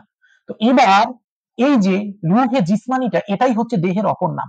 তার মানে নফস রুহে জিসমানির ভিতর থাকে। রুহে জিসমানি আর নফস হচ্ছে ভাই ভাই, সোজা বাংলা। অর্থাৎ একটা সিম্বায়োসিসের মতো। আমাদের মেডিকেলের ভাষায় সিম্বায়োসিস কাকে বলে? একটা খারাপ জিনিস, একটা অণুজীব বা একটা পরজীবী যখন মানব দেহের ভিতর বসবাস করে, মানুষকে হোস্ট হিসেবে ব্যবহার করে, মানুষের কাছ থেকে উপকার হয়, উপকার পায়, মানুষও তার কাছ থেকে উপকার পায়, এটাকে আমরা সিম্বায়োসিস বলি। তো আমাদের এই যে দেহ, এই দেহ আর নর্ভস আর রুহে জিসমানিটা জাস্ট একটা সিম্বায়োসিস ছাড়া আর কিছু না। ব্যাপারটা এমন, যেমন মনে করেন আমি হাফেজ সাইফুল্লাহ মাসুদ ওরফে হাফেজ আব্দুর রহমান যদি থাকি, তাহলে আমার পরিবার থাকবে, আমার স্ত্রী থাকবে, আমার মা থাকবে, আমার বোন থাকবে। কিন্তু আমি সাইফুল্লাহ মাসুদ ওরফে আব্দুর রহমানের যদি কোনো অস্তিত্ব না থাকে, তাহলে আমার পরিবার কোথা থেকে আসবে? আমার বিবাহ কোথা থেকে আসবে? আমার মা কোথা থেকে আসবে? আমার বাবা কোথা থেকে আসবে? আমার বোন কোথা থেকে আসবে? তো দেহটা বা রুহে জিসমানিটা হচ্ছে এই হাফেজ সাইফুল্লাহ মাসুদ ওরফে আব্দুর রহমানের মতো। এবং আমার মা, আমার বাবা, আমার বোন, আমার স্ত্রী, আমার সংসার, এটা হচ্ছে এই দেহের সাথে রিলেটেড হওয়া গুণগুলো বা সম্পর্কগুলো বা নবস গুলো, যেটাকে প্রাণ বলা হয়। তো এবার আমরা নবসের ভিতর আরো তিনটে গুণ সম্পর্কে জানলাম: নবসে আম্মারা, নবসে লাওয়ামা, নবসুল মুতমাইন্না। এর সাথে সাথে আমরা আরো কি জানলাম? আমরা আমরা জানলাম যে এখানে নফসে আম্মারা, নফসে লাওয়ামা, নফসুল মুতমাইন্নার সাথে সাথে আরো তিনটা গুণ আছে: নাসনাস গুণ, খান্নাস গুণ, ইবলিস গুণ। ঠিক আছে, এ পর্যন্ত আমরা জানলাম। এবার কিছু গুরুত্বপূর্ণ কথা আমি বলি, যেটা আমি বইতে লিখিনি। সেটা হচ্ছে, এই পৃথিবীতে যত নফস আছে, যত রূহ আছে, আর যত দেহ আছে, যত প্রাণ আছে, সবকিছুর ভিতরে কিন্তু আল্লাহর রূহ আছে, আল্লাহ প্রদত্ত রূহ আছে। এ কারণেই প্রত্যেক প্রাণী মৃত্যুর স্বাদ গ্রহণ করতেছে। যদি রূহ না থাকতো, প্রাণী জীবিত হতে পারতো না, মৃত হতে পারতো না। যেহেতু আমি বলেছি যে পঞ্চভূতের তৈরি দেহ তখনই দাঁড়ায়, তখনই জীবিত থাকে যখন তার ভিতর আল্লাহ রূহ ফুৎকার থাকে। তারপর আমরা কেন আশরাফুল মাখলুকাত, সৃষ্টির সেরা জীব? এর কারণ হচ্ছে আমাদের ভিতর আল্লাহ যে রূহটা দিয়েছেন, সেটা আল্লাহ রাব্বুল আলামিনের জাতি রূহ। আল্লাহ রাব্বুল আলামিনের জাতি রূহ, এমন রূহ যেটা আল্লাহ তার নিজের ভিতর থেকে ফুৎকার করে দিয়েছেন। এই রূহ আমাদের ভিতর থাকার কারণে আল্লাহ রাব্বুল আলামিনের গুণগুলো আমাদের রূহের সাথে আছে, যেটা আমরা এই নফসের ভিতর থাকার কারণে দাবিয়ে রাখি। আস্তে আস্তে আমরা চিনতে পারি না নিজেদেরকে। কিন্তু ফেরেশতাদের ভিতর যে রূহ, সেই রূহ হচ্ছে আমরি রূহ বা আদেশি রূহ। পশু পাখির ভিতর যে রূহ, সেই রূহ হচ্ছে আমরি রূহ বা আদেশি রূহ। কুন ফায়াকুন, এই আদেশ দ্বারা উৎপন্ন হওয়া। জিন্নাতদের ভিতর যে রূহ, সেই রূহ হচ্ছে অর্ধেক আমরি রূহ আর অর্ধেক জাতি রূহ, অর্থাৎ পরিপূর্ণরূপে আল্লাহ সব গুণ ধারণকারী না জিন, কিন্তু মানুষরা পরিপূর্ণরূপে আল্লাহ সব গুণ ধারণকারী জাতি রূহ ধারণ করে। জিনরা অর্ধেক আমরি রূহ ধারণ করে, অর্ধেক জাতি রূহ ধারণ করে। এবার আসি, আরো এক প্রকার রূহ আছে, সেটা হচ্ছে আল্লাহর সিফাতি রূহ। আমি দেবী দেবতা বনাম আল আসমাউল হুসনা এই ক্লাসে আপনাদেরকে বলেছিলাম যে আল্লাহ রাব্বুল আলামিনের প্রত্যেকটা নাম, প্রত্যেকটা গুণের আলাদা আলাদা শক্তি রয়েছে। এই আলাদা আলাদা শক্তিগুলোকে সিফাতি রূহ বলা হয়, যেটাকে হিন্দু ধর্মগ্রন্থে দেবী দেবতা বলে আখ্যায়িত করা হয়। তো এই সিফাতি রূহ মানে হচ্ছে এমন রূহ যেটা আল্লাহ একটা গুণ ধারণ করে। যেমন আল্লাহ রাব্বুল আলামিন ক্ষমাশীল, তার মানে ওই ক্ষমাশীল নামের যে রূহটা, ওটা শুধু ক্ষমাশীল গুণই ধারণ করবে। আল্লাহ রাব্বুল আলামিন রিজিক দাতা, তার মানে ওই রিজিক দাতার যে রূহটা, ওটা শুধু রিজিক দাতার গুণই ধারণ করবে। এদের কিন্তু আলাদা কোনো অস্তিত্ব বা চেহারা নাই, এরা কোনো পুরুষ না, এরা কোনো স্ত্রী না, এরা যার শক্তি। কিন্তু আমরা মানুষরা এমন জীব, যে জীবের ভিতর আল্লাহ রাব্বুল আলামিনের জাতি রূহ আছে। এই কারণেই আমরা মানুষরা আশরাফুল মাখলুকাত। তাহলে প্রিয় ভাই বোন, আমরা বুঝতে পারলাম যে পবিত্র কালামের কোথাও বলা নাই কুল্লু নাফসিন যায়কাতুল মাউত, প্রত্যেক নফসকে বা প্রাণকে মৃত্যুর স্বাদ গ্রহণ করতে হবে, কিন্তু এটা কোথাও বলা নাই কুল্লু রূহিন যায়কাতুল মাউত। তাহলে আমরা এটা বুঝতে পারলাম যে নফস আর রূহ সম্পূর্ণরূপে ভিন্ন দুটি জিনিস। নফস বা দেহ বা জীব, এটা রূহ বা রূহুল পরমাত্মা, এটা ভিন্ন দুটি জিনিস। ঠিক আছে, এই পর্যন্ত আপনারা সকলে বুঝতে পারছেন কিনা? এই পর্যন্ত সকলে বুঝতে পারছেন কিনা কাইন্ডলি জানান। আপনারা সকলে এই পর্যন্ত বুঝতে পেরেছেন কিনা একটু কাইন্ডলি জানান। আপনারা রূহ এবং নফসের পার্থক্য বুঝতে পেরেছেন কিনা কাইন্ডলি জানান। জি, আপনারা বুঝতে পেরেছেন ইনশাআল্লাহ তাআলা। তাহলে আমরা জানতে পারলাম যে মৃত্যু শুধুমাত্র দেহের হয়, মৃত্যু নফসের হয়, কিন্তু মৃত্যু রূহের হয় না। কথা বুঝতে পারছেন? তো এবার আপনাদের কাছে আমার প্রশ্ন, যেহেতু এই নফস, এই নফসের ভিতরই কামনা বাসনা আছে, এই নফসই সেক্সুয়াল চাহিদা পূরণ করে, এই নফসি খাবার খায়, এই নফসি আরাম আয়েশের ভিতর নিমজ্জিত থাকে, তাহলে আপনাদের বিবেককে প্রশ্ন করেন যে যেহেতু রূহের ভিতর এগুলো কিছুই নাই, রূহ খায়ও না, রূহের সেক্সুয়াল চাহিদাও নাই, রূহের কোন আরাম আয়েশ খায়েশের চাহিদাও নাই, তাহলে এবার আপনারা আপনাদের বিবেককে প্রশ্ন করেন যে জান্নাত এবং জাহান্নামে শাস্তিপ্রাপ্ত এবং শান্তি প্রাপ্তি ঘটবে এই রূহের নাকি নফসের? আপনাদের বিবেককে আপনারা প্রশ্ন করেন, যেহেতু রূহের খাবার দরকার নাই, সেক্সের দরকার নাই, কোনো চাহিদার দরকার নাই, কোনো দৈনন্দিন জীবনের নিজের স্বার্থের দরকার নাই, তাহলে রূহ কি জান্নাতে হুরদের সাথে সেক্স করবে? রূহ কি জান্নাতে ফল ফ্রুট খাবে? রূহ কি মদ খাবে? রূহ কি আরামায়েশ করবে? না রূহ কি জাহান্নামে গিয়ে শাস্তি অনুভব করবে বলেন, নাকি নফস করবে? হ্যাঁ, অফ হয়েছে। নফস করবে না রূহ করবে বলেন? নফস করবে, পড়ছে? আচ্ছা, নফস করবে। আমরা বুঝতে পারছি, তার মানে আমাদের বিচার, আমাদের হিসাব, আমাদের নিকাশ, আমাদের জান্নাত, আমাদের জাহান্নাম, আমাদের কবরের আযাব সবকিছু হবে নফসি, রূহের কিছুই হবে না। তাহলে রূহের কি হয়? রূহের কি হয় এটা এখন আমরা দেখবো ইনশাআল্লাহ তাআলা। আপনারা এই পর্যন্ত আলোচনা সঠিকভাবে বুঝতে পেরেছেন কিনা কাইন্ডলি জানান, তারপর আমি আমার সামনের আলোচনার দিকে যাব ইনশাআল্লাহ। বুঝতে পেরেছেন? নফস করবে, এই তো বুঝতে পেরেছেন, নফস করবে। তাহলে এবার আমরা সামনের আলোচনার দিকে যাব। কিন্তু মনোযোগ দিবেন, কিন্তু মনোযোগ দিবেন, যদি মনোযোগ না দেন শিখতে পারবেন না। আমার একটা দুটো বাজলেও আমি আপনাদের আজ শিখিয়ে ছেড়ে দিব। কাইন্ডলি আপনারা আমাকে সময় দেন, আপনারা আমাকে সুযোগ দিয়ে, সুবিধা দিয়ে আপনারা আমাকে সহযোগিতা করুন, অন্যথায় আমি আপনাদের বোঝাতে পারবো না। এটা এমন এক জিনিস, এমন এক টপিক, যেটার সামনে এসে প্রত্যেক আলেম, প্রত্যেক ওলামা, প্রত্যেক শরীয়ত জ্ঞানের মানুষ বসে যায়, এর উত্তর সে দিতে পারবে না। কিন্তু সেই উত্তর আজ হাফেজ সাইফুল্লাহ মাসরুর আব্দুর রহমান আপনাদের সামনে নিয়ে এসেছে। আপনারা সকলে মনোযোগ দিয়ে একটু স্ক্রিনের দিকে তাকাবেন, ঠিক আছে? আপনাদের মেসেজ থাকলে আপনারা মেসেজ লিখতে থাকুন, আমি আমার সেকেন্ড পিডিএফটা ওপেন করি, তারপর আমি আপনাদেরকে সেই পিডিএফটা দেখাবো ইনশাআল্লাহ। আপনারা মেসেজ লিখতে থাকুন। আর নিজেদের পরিবার, নিজেদের পরিবার এবং নিজেদের পিতা মাতা, আত্মীয় স্বজন, বন্ধু বান্ধব যা আছে সবার কাছে এই ক্লাস ছড়িয়ে দেন, সবাইকে ক্লাসে জয়েন করান, সবাইকে। এতদিন যা জেনেছেন তার সবকিছু ব্রেক হয়ে যাবে ইনশাআল্লাহ তাআলা আজকের এখান থেকে এসে।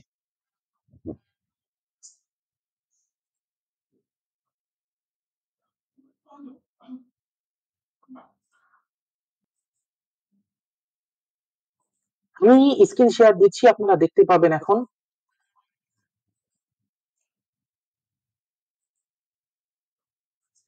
এখানে আপনারা স্ক্রিনে দেখতে পাচ্ছেন তার উৎপত্তি ও গন্তব্যস্থল, এটা আমাদের জানতে হবে। জেনে নিন আপনার উৎপত্তি ও গন্তব্যস্থল। আল্লাহ পাক বলেন, কি রূপে তোমরা বিষয়ে কুফরি করছো অথচ তোমরা ছিলে প্রাণহীন, তারপর তিনি প্রাণ দান করলেন তোমাদের, তিনি তোমাদের মৃত্যু ঘটাবেন এবং পুনরায় তিনি তোমাদের জীবন দান করবেন, পরিণামে তোমরা তারই কাছে ফিরে যাবে। এখানে একটু খেয়াল করেন, তোমরা ছিলে প্রাণহীন, প্রাণহীন মানে কি, মানে নফসহীন, মানে জীবহীন, তিনি তোমাদের প্রাণ দান করলেন, তিনি তোমাদের মৃত্যু ঘটাবেন, তিনি তোমাদের প্রাণ দান করবেন, সেই জীবন দিয়ে সে তোমাকে প্রাণ দান করবেন, পরিণামে তোমরা তারই কাছে ফিরে যাবে। এখানে কোন আয়াত, বুঝছো, কালামে পাকের এমন কোন আয়াত নাই যেখানে আল্লাহ পাক বলেছেন যে তোমরা জান্নাতের দিকে ফিরে যাবে, তোমরা জাহান্নামের দিকে ফিরে যাবে, তোমরা অবশ্যই মানে হাসরের দিন সেই পাল্লায় তোমাদের ভার কম হবে, তোমরা কেউ জান্নাতে যাবে, কেউ জাহান্নামে যাবে, কেউ আরাফে যাবে, এরকম কোনো কথা বলে নাই। বলতেছেন তোমরা তারই কাছে ফিরে যাবে, আল্লাহর দিকে ফিরে যাবে। কথা বাড়াবাড়ি করবে না, বুঝলে কথা না। কাইফা তাকফুরুনা বিল্লাহি ওয়া কুনতুম আমওয়াতান ফাহইয়াকুম সুম্মা ইউমীতুকুম সুম্মা ইউহয়িকুম সুম্মা ইলাইহি তুরজাউন, তার দিকে ফিরে যাবেন। বুঝতে পারছেন? এটা আমরা দেখি সূরা আল বাকারা 2 আয়াত 28, অন্যত্র এরশাদ হয় ইন্না লিল্লাহি ওয়া ইন্না ইলাইহি রাজিউন।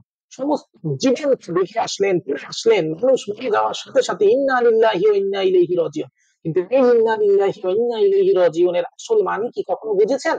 ইন্না নিশ্চয় আমরা লিল্লাহি আল্লাহর নিকট থেকে, আল্লাহর ভিতর থেকে এসেছি, হি যেহেতু এখানে হি বলা হয়েছে মানে তার ভিতর থেকে এসেছি, এবং এবং ইন্না আমরা ইলাইহি রাজিউন তারই নিকট বা তারই ভিতরে ফিরে যাব। সূরা আল বাকার আয়াত 156। এটা আমার কথা না। তাহলে এখানে দেখেন ইন্না লিল্লাহি ওয়া ইন্না ইলাইহি রাজিউন, আমরা আল্লাহর নিকট থেকে ফিরে এসেছি, তার নিকটে ফিরে যাব, এটা বলা কোথাও কি দেখেছেন এটা বলা আছে যে আমরা আল্লাহর নিকট থেকে এসেছি কবরে ফিরে যাব, বা বারজাখে ফিরে যাব, বা জান্নাতে ফিরে যাব, বা জাহান্নামে ফিরে যাব? নাই, কোথাও নাই। সুতরাং রূহ বা আত্মার উৎপত্তি যেমন মহান আল্লাহর কাছ থেকে হয়ে থাকে, তদ্রুপ এই রূহ বা আত্মার গন্তব্যস্থল ওই মহান আল্লাহর সাথে মিলিত হওয়া। তার মুক্তির অন্তরায় আল্লাহ থেকে বিচ্ছিন্ন রূহ বা আত্মা পুনরায় আল্লাহ হতে বিলীন হয়ে মুক্তির স্বাদ উপলব্ধি করার জন্য সদা উদ্গ্রীব। ছবিতে একটি প্রবাদ আছে, কুল্লু শাইইন ইয়ারজিউ ইলা আসলিহি, প্রতিটি জিনিসই তার মূলের দিকে ধাবিত হয়। তবে রূহ বা আত্মা পুনরায় আল্লাহ হতে মিলিত হওয়ার ক্ষেত্রে অন্তরায় হয়ে দাঁড়ায় মানুষের শরীর।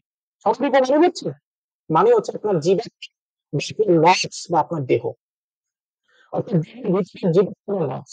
ঋতু সমূহের প্ররোচনায় মানুষ পাপ কাজ করে এবং আল্লাহ থেকে দূরে সরে যায়। এতে হযরত আনাস ইবনে মালিক রাদিয়াল্লাহু তাআলা আনহু হতে বর্ণিত, তিনি বলেন আল্লাহর রাসূল সাল্লাল্লাহু আলাইহি ওয়াসাল্লাম ইরশাদ করেন, নিশ্চয়ই শয়তান সন্তানের কলবে নিজের ঠোঁট বা মুখ লাগিয়ে রাখে, যখন কলব আল্লাহর জিকির করে তখন শয়তান দূরে সরে যায়, আর যদি সে আল্লাহর জিকির করে তখন শয়তান তার, মানে এখানে জিকির করে না, যদি সে আল্লাহর জিকির না করেন হবে তখন শয়তান কলবে গ্রাস করে নেয়। এটি খান্নাস বা শয়তানের কুমন্ত্রণা।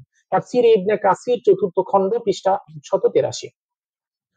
হযরত আনাস ইবনে রাদিয়াল্লাহু তাআলা আনহু থেকে বর্ণিত, আল্লাহর রাসূল ইরশাদ করেন, নিশ্চয়ই শয়তান চলাচল করে এবং সন্তানের রক্ত সঞ্চালনের পথ ধরে, রক্ত চলাচলের পথ ধরে। মুসনাদে আহমদ, মুসলিম শরীফের সূত্রে তাফসীরে কুরতুবী 22 নং খণ্ড পৃষ্ঠা 582। আসলে মানব অন্তরে শয়তানের কর্তৃত্ব প্রতিষ্ঠা থাকায় মানুষ শয়তানের কুমন্ত্রণায় প্রভাবিত হয়ে পাপাচারে লিপ্ত হয় এবং কালিমার দ্বারা নিজ কারণকে অর্থকারাচ্ছন্ন করে ফেলে, ফলে মানুষ মুক্তির স্বাদ উপলব্ধি করতে পারেন। এ প্রসঙ্গে হযরত আবু হুরায়রা রাদিয়াল্লাহু তাআলা আনহু হতে বর্ণিত হয়েছে, তিনি বলেন আল্লাহর রাসূল ইরশাদ করেন, ইন্নাল মুমিনিনা ইযা আজনাবা কানাত নুকতাতুন, যাই হোক আমি আরবি না পড়ি, অর্থটা করি, নিশ্চয়ই মুমিন ব্যক্তি যখন কোনো গুনাহ করে তার কলবে একটি কালো দাগ পড়ে যায়, অতঃপর যদি সে তাওবা করে ক্ষমা প্রার্থনা করে তবে কলবের কালো দাগ সাফ হয়ে যায়। যদি গুনাহ বেশি হয় তবে কালো দাগের পরিমাণও বৃদ্ধি পেতে থাকে, অবশেষে কালো দাগ সমূহ কলবকে ছন্ন করে ফেলে। আর এটি সেই মরিচা যার বর্ণনা মহান আল্লাহ পবিত্র কোরআনে বলেছেন, না তখন এরূপ নয়, তারা বরং যাকে মরিচা ধরিয়েছে। মুসনাদে আহমদ, তিরমিজি ও ইবনে মাজাহ এর সূত্রে মিশকাত শরীফ পৃষ্ঠা 204। এখানে মহিমান্বিত আল্লাহ ওহির বাণী আল কোরআনে ইরশাদ করেন, কাদ আফলাহা মান তাযাক্কা ওয়া যাকারা ইসমা রাব্বিহি ফাসাল্লা, নিশ্চয়ই সাফল্য লাভ করবে সে যে আত্মশুদ্ধি লাভ করবে, যে সে প্রতিপালকের নামের জিকির করে ও নামাজ আদায় করে। সূরা আল আলা আয়াত 14 ও 15। প্রকৃতপক্ষে মানুষ যখন সাধনার মাধ্যমে শরীরপুর বেরাজাল ছিন্ন করতে পারে এবং আপন হৃদয়কে পবিত্র করে আল্লাহর নৈকট্য লাভ করতে সক্ষম হয়, তখনই সে মুক্তির পরমানন্দ লাভ করে। তো এই যে আলোচনা আমি করলাম, এই আলোচনা আপনারা সকলে বুঝতে পেরেছেন কিনা কাইন্ডলি জানান, তারপর আমি আমার সঙ্গের আলোচনার দিকে যাব। আমি 5 মিনিট গ্যাপ নিচ্ছি, গলা বসে গিয়েছে। আপনারা এই আলোচনা বুঝতে পেরেছেন কিনা কাইন্ডলি জানান, তারপর আমি সঙ্গের আলোচনার দিকে যাব ইনশাআল্লাহ তাআলা।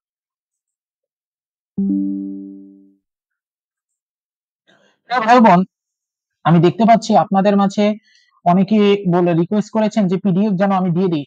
শুনুন, আমি এখন পর্যন্ত যত ক্লাস নিয়েছি, ইচ অ্যান্ড এভরি ক্লাসের পিডিএফ আমি দিয়ে দিয়েছি, ইচ অ্যান্ড এভরি ক্লাসের। কিন্তু আপনারা হচ্ছে হায়রে কপাল মন্দ, চোখ থাকিতে অন্ধ টাইপের মানুষ, তাই আপনারা দেখেন না। আপনারা tilismatidunia.com ওয়েবসাইটে যাবেন, ওয়েবসাইটে গিয়ে ফ্রি পিডিএফ অপশনে ক্লিক করলে আপনারা সেখানে 150টার বেশি পিডিএফ পেয়ে যাবেন।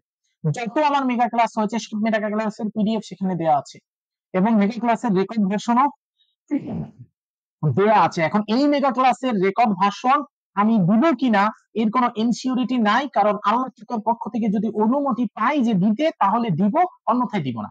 কারণ আমি আগামীকালকে সকালে আমার ক্লাস, আমি সব ক্লাস বাদ দিয়ে, সমস্ত দিন পড়াশোনা সবকিছু বাদ দিয়ে আপনাদের জন্য ক্লাস তৈরি করি, পিডিএফ দেই, আর আপনারা লাইভে ক্লাসে জয়েন হন হচ্ছে 149 জন।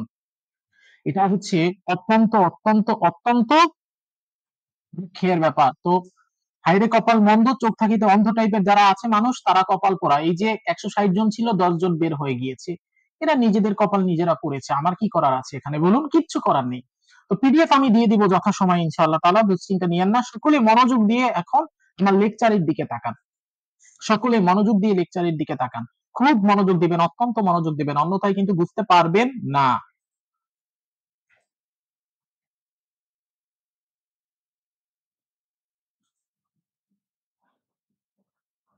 আমরা দুইটা পিডিএফ পড়েছি, আত্মার উৎপত্তি ও গন্তব্যস্থল পড়েছি, আত্মা বা রূহের পরিচয় পড়েছি। এবার আমরা যেটা পড়বো সেটা হচ্ছে নূরে মুহাম্মাদি পুনর্জন্ম তত্ত্ব।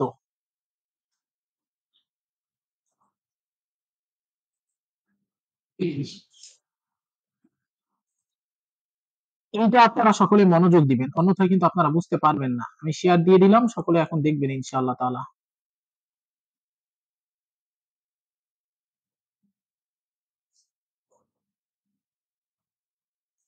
আচ্ছা,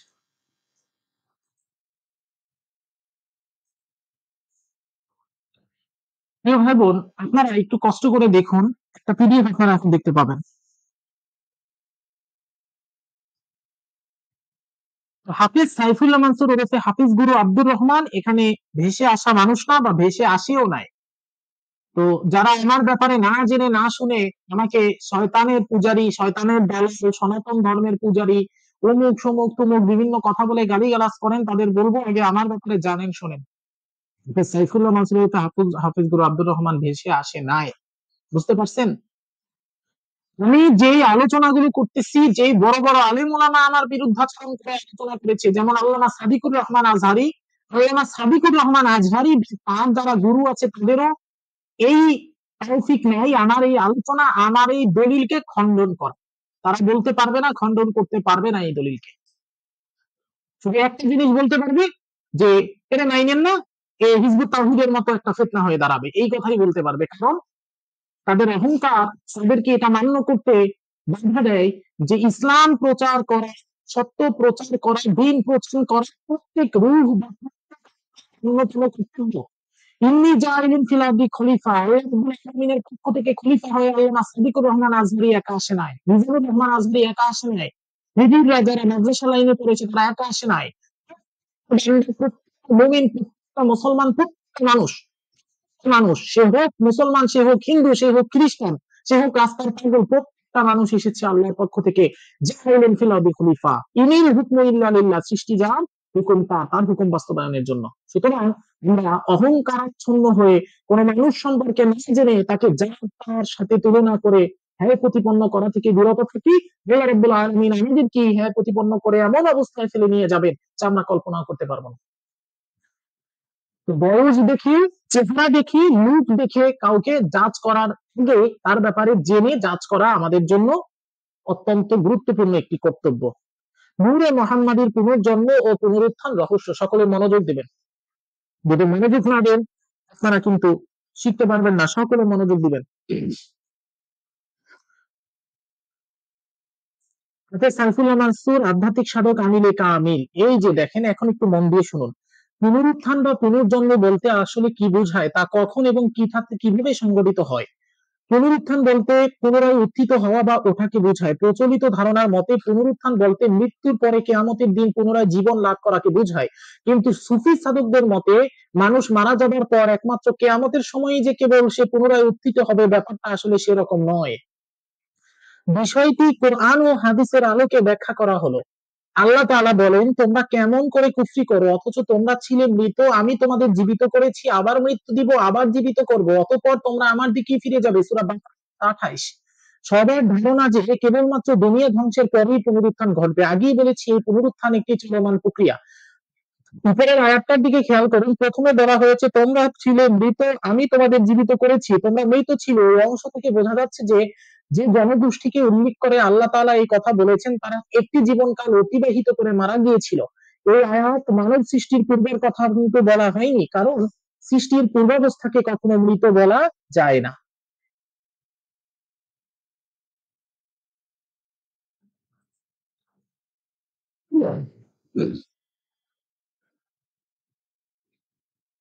হযরত আদম আলাইহিস সালাম থেকে আল্লাহ যখন সৃষ্টি করেছেন তখন কিন্তু এটা বলা হয়নি যে আল্লাহ হযরত আদম আলাইহিস সালামকে মৃত্যু থেকে জীবিত করেছেন, কারণ সৃষ্টির পূর্বের অবস্থাকে মৃত বলার কোনো সুযোগ নেই। যে জিনিস সৃষ্টি হয় নাই, জীবন পায় নাই, সে জিনিস মৃত হবার সুযোগ নেই। মানুষ আত্মার বাহন, এই আত্মা যখন দেহ থেকে বের হয়ে যায় তখন কেবল মৃত শব্দটা ব্যবহার করা যায়। সৃষ্টিহীন অবস্থাকে কেউ মৃত বললে তা হবে যুক্তির খাতিরে যুক্তি দেওয়া। পবিত্র কোরআনে আছে প্রত্যেক নাফসকে মৃত্যুর স্বাদ গ্রহণ করতে হবে, কুল্লু নাফসিন যায়িকাতুল মাউত, অর্থাৎ প্রত্যেককে মৃত্যুর স্বাদ গ্রহণ করতে হবে তথা মরতে হবে। সুতরাং এই আয়াত থেকে বোঝা যায় যে মারা যাওয়ার কেবলমাত্র জন্মানোর পরেই হয়ে থাকে। যে ব্যক্তি এখনো জন্মায়নি সে আবার মৃত কিভাবে থাকে, খুব ভালো করে পড়ুন আয়াতটা। এই আয়াতে একই আত্মা তিনবার জন্মানোর ইঙ্গিত রয়েছে, অথচ তোমরা ছিলে মৃত। এই আয়াত একটি প্রথম জীবনকালের ইঙ্গিত বহন করে। আমি তোমাদের জীবিত করেছি, আবার মৃত্যু দিবে, এখানে দ্বিতীয় জীবনকালের ইঙ্গিত বহন করে। আবার জীবিত করব, এখানে তৃতীয় জীবনকালের ইঙ্গিত বহন করে। মারা যাবার পর যদি একবারে কিয়ামতের সময় কেবল পুনরুত্থান ঘটতো তাহলে সংখ্যাটা হতো দুইবার। অবশ্য এই আয়াতে জন্ম মৃত্যুর ধারাবাহিক ঘটনাকে বোঝানোর জন্য তিনবার পুনরুত্থানের প্রসঙ্গ এসেছে। কিন্তু বিষয়টি এরকম না যে পুনরুত্থান কেবল তিনবারই সংঘটিত হয়। আমরা বিশ্বাস করি যে মৃত্যুর পর পুনরুত্থান হবে, কিন্তু বিশ্বাসের একটা জায়গায় ভুল করি, তা হলো এই যে পুনরুত্থান শুধুমাত্র কিয়ামতের সময় হবে, কিন্তু পুনরুত্থান একটি চলমান প্রক্রিয়া। আল্লাহ পাক বলেন, যে ব্যক্তি মৃত ছিল আমি তাকে পরে জীবিত করেছি এবং যাকে মানুষের মধ্যে চলবার জন্য আলো দিয়েছি, সেই ব্যক্তি কি ওই ব্যক্তির ন্যায় অন্ধকারে রয়েছে এবং সেই স্থান হতে বের হবার নয়? এরূপ সত্য প্রত্যাখ্যানকারীদের দৃষ্টিতে তাদের কৃতকর্ম শোভন করে রাখা হয়েছে। সূরা আল আনআম আয়াত 122। আয়াতের প্রথম অংশে আছে যে ব্যক্তি মৃত ছিল তাকে আমি জীবিত করেছি, পুরো বক্তব্যটাই কিন্তু অতীতকালে। আয়াতটি থেকে পরিষ্কারভাবে বোঝা যাচ্ছে যে আল্লাহ যে মৃত থেকে জীবিত করেছিলেন তা এই দুনিয়ার বুকেই, এটা কিয়ামতের পরে নয়। এই আয়াতে কিন্তু কিয়ামতের দিন জীবিত করা হবে বলা হয়নি, বলা হয়েছে জীবিত করেছি, অর্থাৎ কিয়ামতের পূর্বেই মৃত কোনো ব্যক্তিকে জীবিত করা হয়েছিল। সুতরাং পুনরুত্থান যে শুধু কিয়ামতের সময় হবে তা নয়, কিয়ামতের পূর্বেই, অর্থাৎ এই জগৎ ধ্বংসের পূর্বেই একটি আত্মার একাধিকবার পুনরুত্থান ঘটে। আয়াত থেকে আপনারা বুঝতে পারছেন কিনা কাইন্ডলি জানাবেন। আচ্ছা, জানানোর দরকার নাই, আগে লেকচার ফলো করেন তারপর জানাবেন, আগে লেকচারটা ফলো করেন। পুনরায় সম্পর্কিত আরো পুনরুত্থান সম্পর্কিত আরো কিছু আয়াত আল্লাহ বলেন তিনি মৃত থেকে জীবিতদের আবির্ভাব ঘটান এবং তিনি জীবিত থেকে মৃতদের বের করেন এবং ভূমির মৃত্যুর পর তাকে পুনরুজ্জীবিত করেন, এভাবে তোমরা উত্থিত হবে। সূরা রুম আয়াত 19। এই আয়াতের শেষে আছে ভূমির মৃত্যুর পর তাকে পুনরুজ্জীবিত করেন। এটা দ্বারা পরিষ্কার বোঝা যাচ্ছে যে কিয়ামতের সময় পৃথিবী ধ্বংসের পর মানুষকে আবার পুনরুত্থান ঘটানো যায়, কিন্তু এই আয়াতের প্রথম অংশে আছে যে তিনি মৃত থেকে জীবিতের আবির্ভাব ঘটান এবং তিনি জীবিত থেকে মৃতকে বের করেন। এই সাইকেল তো কিয়ামতের আগেই, তাহলে কিয়ামতের পূর্বে আল্লাহ কি মৃতকে আবার জীবিত করেন না? মৃত্যুর পর কিয়ামতের পূর্বেই যে আল্লাহ মানুষকে আবার জীবিত করেছেন তার আরো প্রমাণ পবিত্র কোরআনেই আছে। আল্লাহ তাআলা বলেন, সে বলল মৃত্যুর পর কিরূপে আল্লাহ একে জীবিত করবেন, অতঃপর আল্লাহ তাকে 100 বছর মৃত রাখলেন, পরে তাকে পুনর্জীবন দান করলেন। সূরা আল বাকারা 259 আয়াত।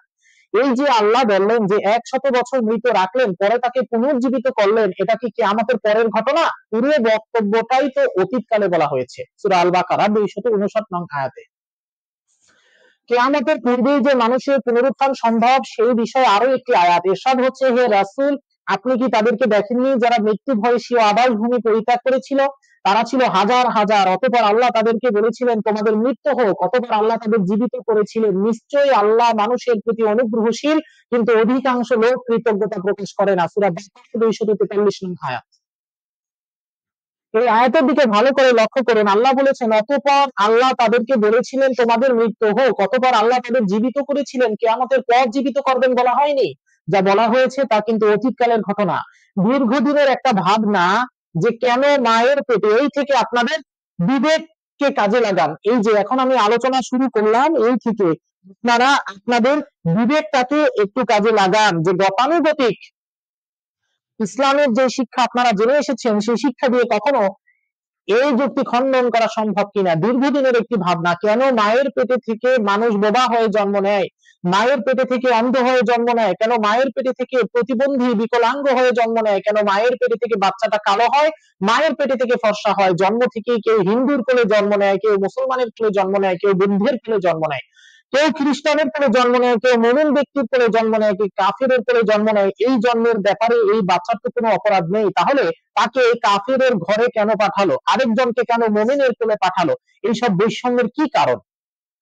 এর উত্তর জানতে হলে আরো গভীরভাবে বিষয়টি নিয়ে চিন্তা করতে হবে। শুক্রাণু আর ডিম্বাণুর মিলিত অবস্থা জাইগোট, মায়ের গর্ভে যাওয়ার 120 দিন পর দেহটা পূর্ণ হয়। পূর্ণ হওয়ার পরে আল্লাহ ফেরেশতা পাঠান, ফেরেশতারা এসে তার ভাগ্য লিখে দিয়ে যায় যে সে কতদিন বেঁচে থাকবে, কতদিন সে কি কাজ করবে, কখন কোথায় তার মৃত্যু হবে। ফেরেশতারা লিখে দিয়ে যাওয়ার পর আল্লাহ তাআলা বলেন আমার রূহ থেকে আমি তোমার ভিতর রূহ ফুঁকে দিলাম। সূরা আল হিজর আয়াত 29।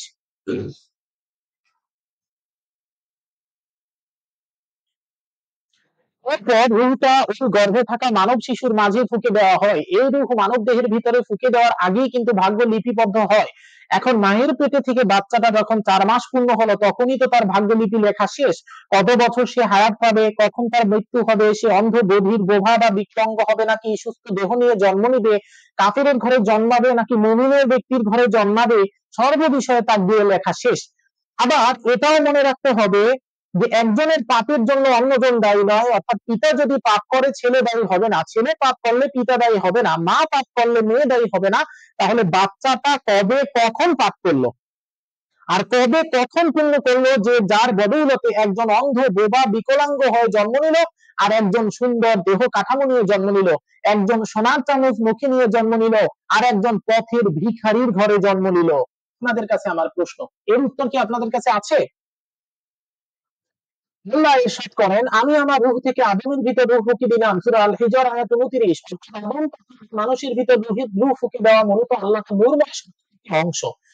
মানুষের দেহে এই পবিত্র রূহ প্রবেশ করার পর স্বরূপ দ্বারা অপবিত্র হয়ে যায়। এই রূহ পবিত্র না হওয়া পর্যন্ত আর সেই পরমাত্মার সাথে মিশতে পারে না। ফলে একটা জীবনকাল অতিবাহিত হওয়ার পর তাকে তার কর্মফল অনুযায়ী আরেকটা উপযুক্ত পরিবেশে প্রেরণ করা হয়।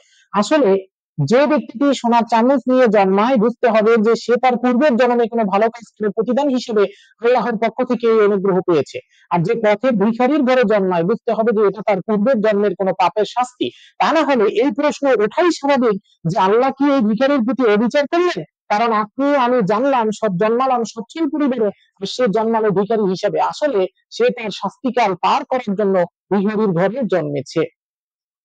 আল্লাহ বলেন, কিয়ামতের দিন আমি সমবেত করব অন্ধ, বোবা ও বধিরকে।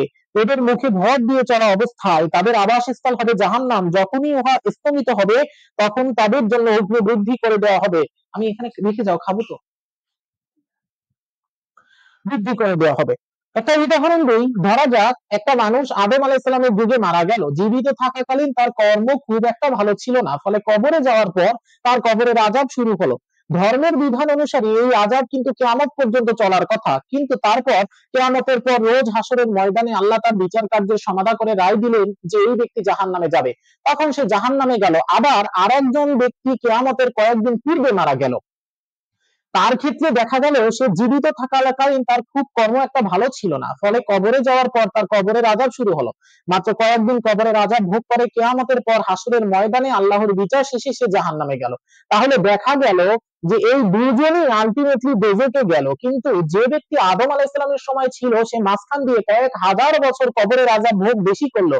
আর যে ব্যক্তি কিয়ামতের মাত্র কিছুদিন পূর্বে মারা গেল সে মাত্র কয়েকদিনের কবরের আযাব ভোগ করলো। এইখানে কি তাহলে দুই ব্যক্তির বিচারের বা শাস্তি দেওয়ার মধ্যে কোনো সমতা রক্ষা হলো? আমরা যদি পুনরুত্থান বিষয়ে আমাদের প্রচলিত বিশ্বাসের মাঝেই থাকি, তাহলে দেখবো যে মোটেও এইখানে কবরের আযাবের ক্ষেত্রে কোনো সমতা রক্ষা হলো না।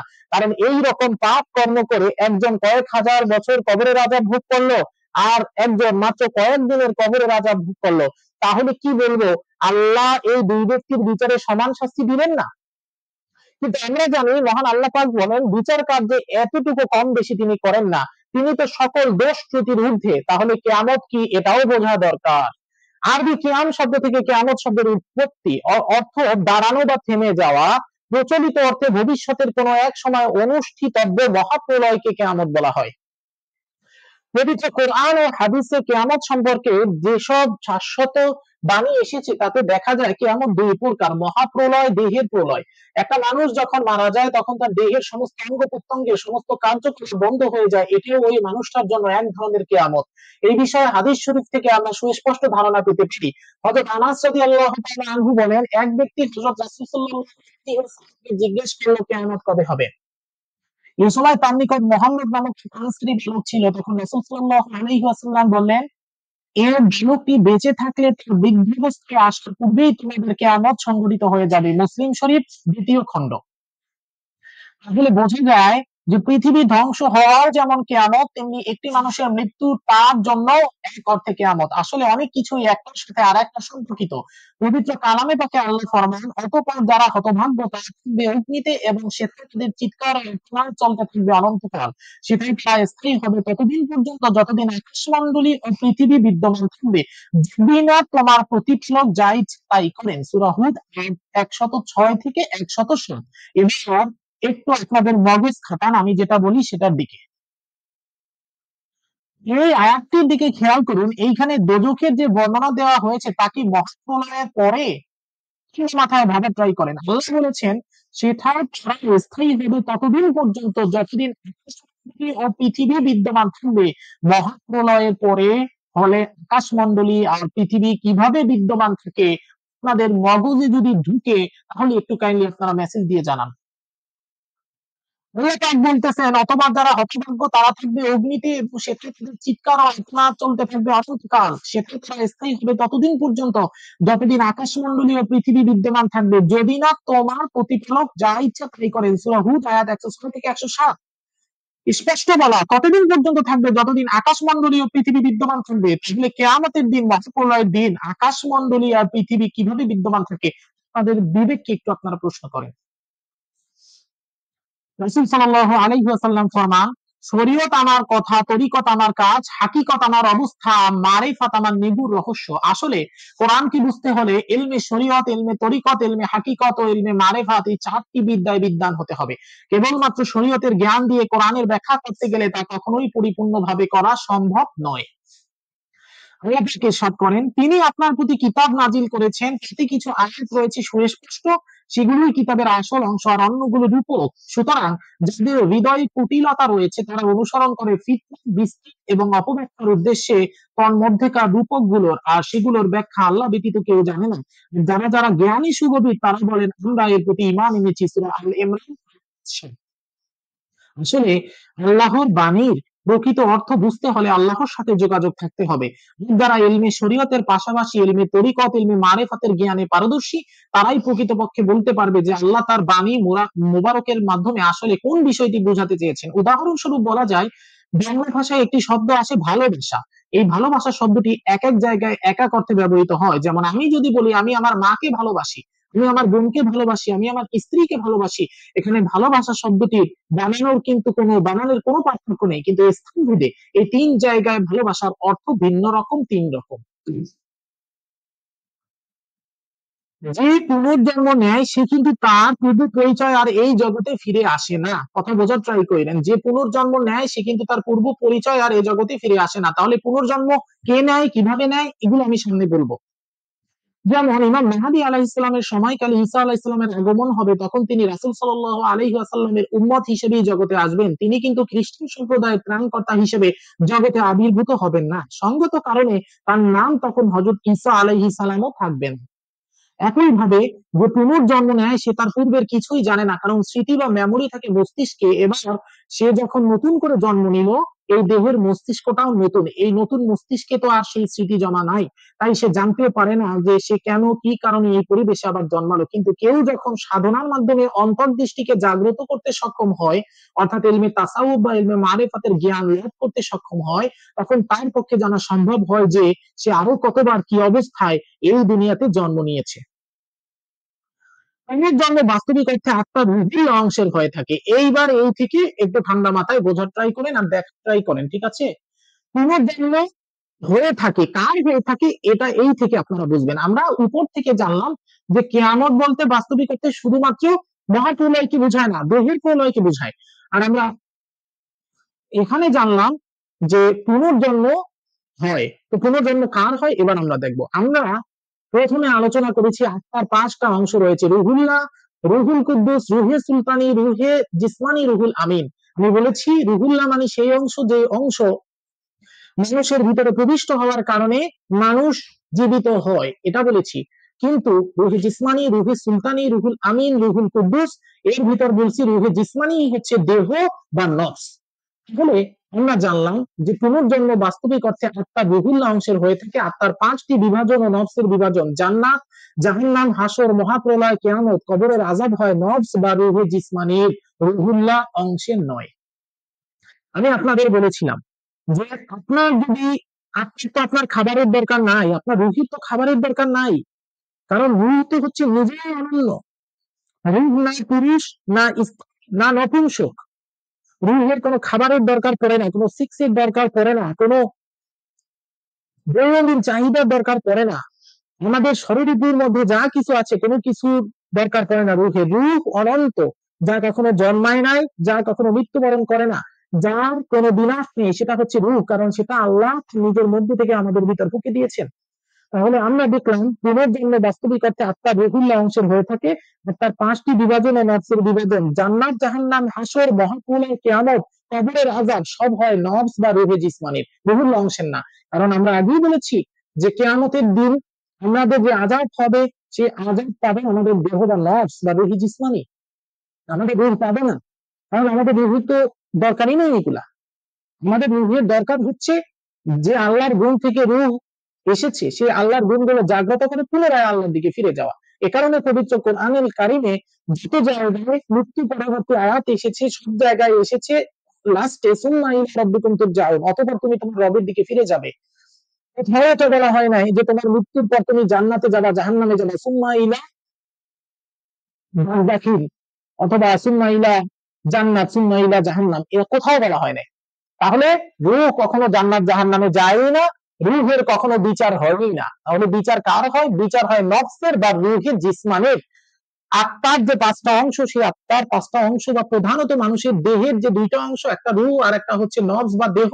যে নফস বা দেহ বা রূহে জিসমানির হচ্ছে জান্নাত, জাহান্নাম, হাসর, মহাপ্রলয়, কিয়ামত, কবরের আযাব সব হয়। পবিত্র কোরআনে আল্লাহ তাআলা বলেন, নিশ্চয়ই আমি প্রত্যেক জাতির মধ্যে রাসূল প্রেরণ করেছি যেন তারা আল্লাহর ইবাদত করে। সূরা আল নাহল আয়াত 36। আর আমি রাসূল প্রেরণ না করে কোনো বান্দাকে শাস্তি দেব না। সূরা বনী ইসরাঈল আয়াত 15। সামনের দিকে মজা আছে, দেখতে থাকুন। রাসূল, আমি আপনাকে সাক্ষীদাতা, সুসংবাদদাতা এবং সতর্ককারী রূপে প্রেরণ করেছি। সূরা আহজাব আয়াত 45। আর আমি রাসূল প্রেরণ না করে কোন বান্দাকে শাস্তি দিব না। সূরা বনী ইসরাঈল আয়াত নং 15। তাহলে আমরা দেখি, হে রাসূল, আমি আপনাকে সাক্ষীদাতা, সুসংবাদদাতা ও সতর্ককারী রূপে প্রেরণ করেছি। সূরা আহজাব আয়াত নং 45।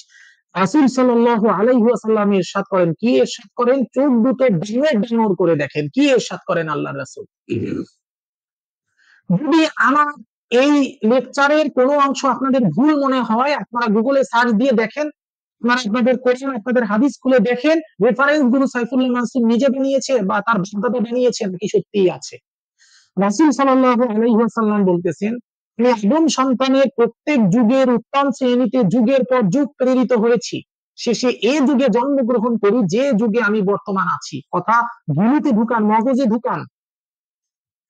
রাসূল বলতেছেন, আমি আদম সন্তানের প্রত্যেক যুগের শ্রেণীতে যুগের পর যুগ প্রেরিত হয়েছি, শেষে এই যুগে জন্মগ্রহণ করেছি যে যুগে আমি বর্তমান আছি। সহিহ বুখারী 3557, মুসনাদে আহমদ 1844, শুআবুল ঈমান 1392, সুনান 6553, সিলসিলাতুস সহিহা 809। আল্লাহ মাথায় বোঝা ট্রাই করছেন? রাসূল বলতেছে, আমি যুগের পর যুগ অবতীর্ণ হয়েছি এবং এই যুগে আমি বর্তমান আছি। আমরা যদি ভগবদ গীতার সেই বাণী দেখি, ভাবাতি ভারত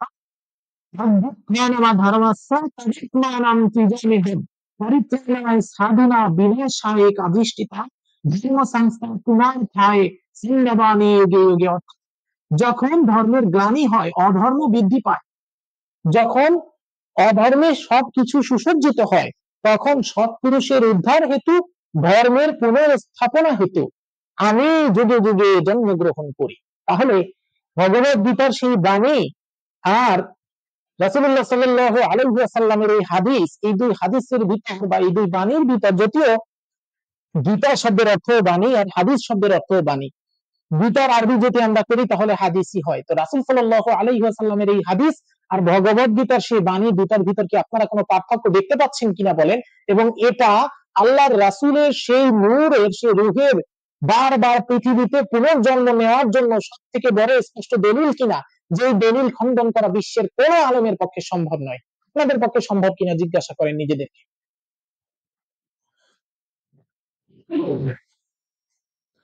এবার আমরা আরো একটু দেখি, মহান আল্লাহ তাআলা বলেন, প্রত্যেক জাতির মধ্যে রাসূল প্রেরণ করেন যাতে আমরা তারা রাসূলের নির্দেশিত পথে চলে আল্লাহর সঠিক ইবাদত করতে পারি। এখানে আল্লাহ তাআলা প্রত্যেক জাতি উল্লেখ করেছে।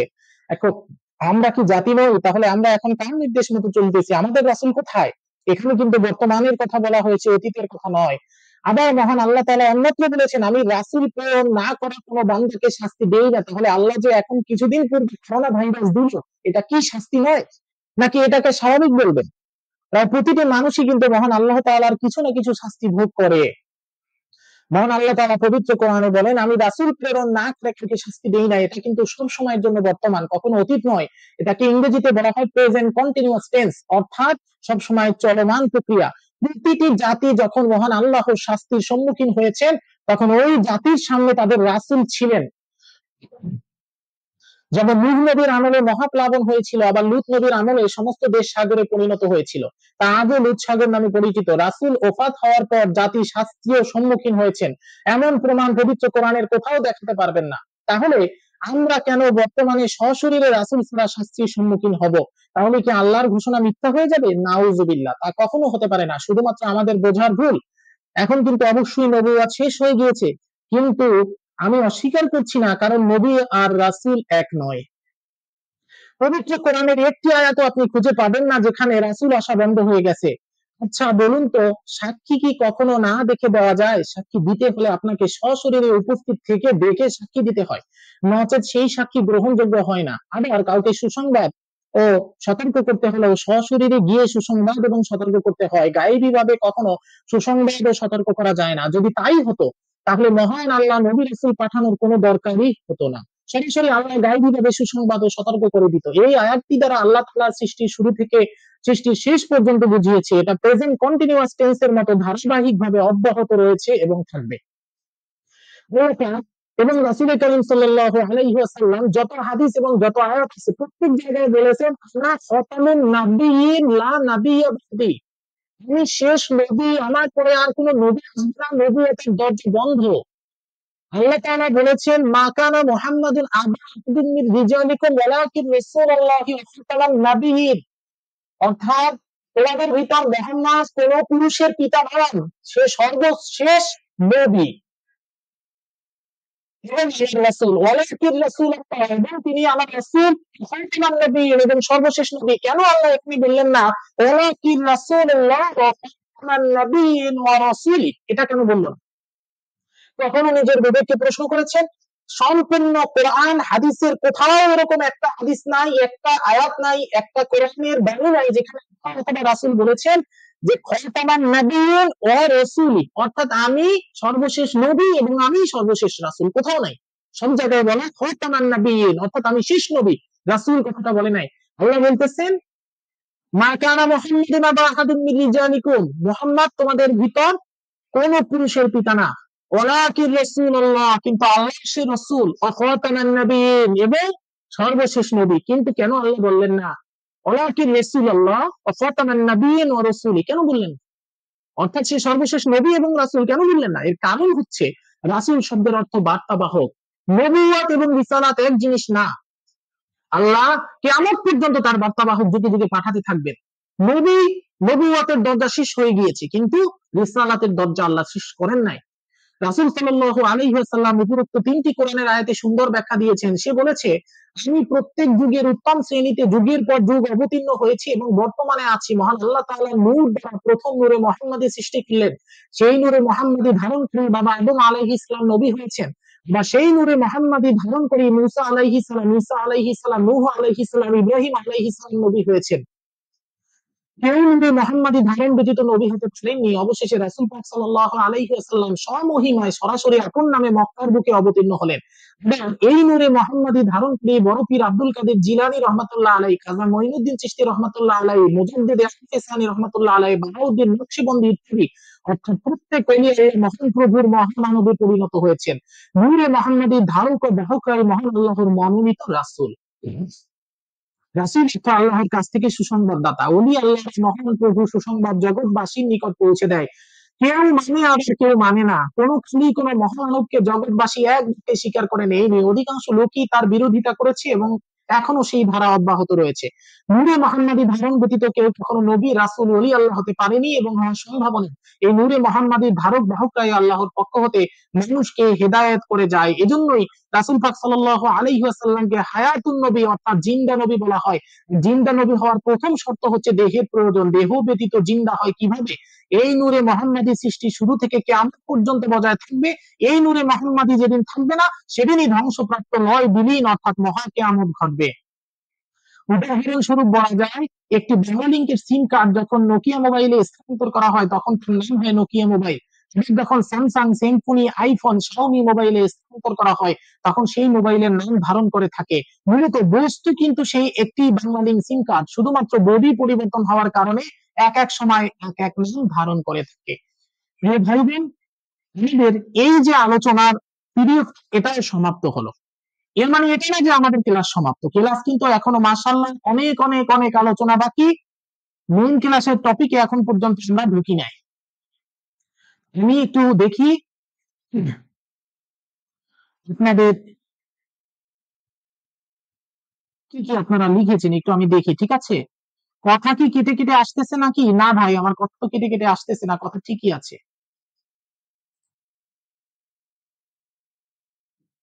আচ্ছা, আমি একটু আপনাদের প্রশ্নগুলো পড়ি।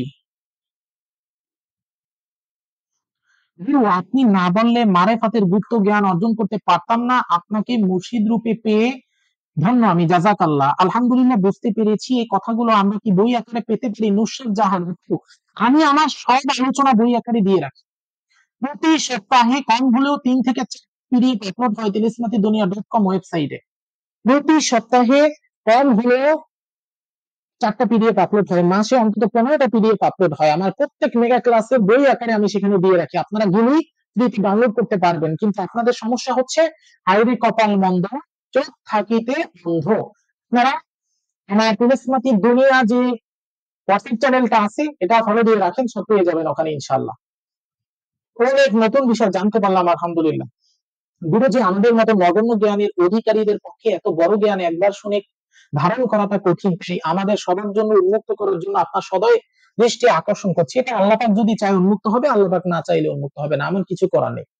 দোয়াই রহমত দিন, জাযাকাল্লাহ। এই ক্লাসে লেকচার ভিডিও আছে, পিডিএফ পেতে পারি, অনেক সুন্দর আলোচনা গভীর জ্ঞানের বিষয়, প্রচেষ্টা করবো পিডিএফ দেওয়ার ইনশাআল্লাহ, কিন্তু সিওরিটি নাই। সময় পেলে সূরা জাসিয়ার 15 নং আয়াত নিয়ে আলোচনা করার অনুরোধ করছি। আজকে সময় নেই, আজকে অলরেডি অনেক আলোচনা এখনো বাকি। গুরুজি অনেক গভীর জ্ঞানী মানুষ, আলহামদুলিল্লাহ, সৌভাগ্য আমাদের, জাযাকাল্লাহ। আলহামদুলিল্লাহ। প্রিন্স অফ পার্সিয়া, একটি উত্তর, আমরা সকলে আগের জীবন ছিল, আমাদের রূহের সাথে মেমোরি আছে, কিন্তু আগের জন্মের স্মৃতি মস্তিষ্কের আগের শরীরে। গুরুজি না থাকলে আমাদের এই মহান জ্ঞান দিত না কেউ। আল্লাহ গুরুজিকে দীর্ঘ দান করুক, জাযাকাল্লাহ। জ্ঞান পূর্ব আলোচনা গুরুজি দয়া করে। আমি রূহ নাকি নফস, এখনো এই প্রশ্ন করেন ফরহাদ ভাই? অবশ্যই আপনি রূহ। আপনি নফস কেন হবেন? আপনি এমন একটা রূহ যে নফস বা এই শরীরের ভিতরে বসবাস করতেছেন কিছু সময়ের জন্য। একটা টিয়া পাখিকে যদি আপনি কিনে একটা খাঁচায় রাখেন, তাহলে কি ওই খাঁচাটা টিয়া পাখি হয়ে যায়? কখনো হয় না। অনুরূপ ভাবে রূহ তো রূহই।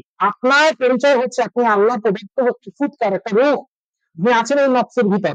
পুনর্জন্ম যখন হয় তখনও মানুষ হুদাহু যে এই শরীর নিয়ে আসবে এমন কোন এলসিডিটি নেই। আসে, আসে, অধিকাংশ ক্ষেত্রে আসে, যদি আল্লাহ চায় তাহলে আসে না।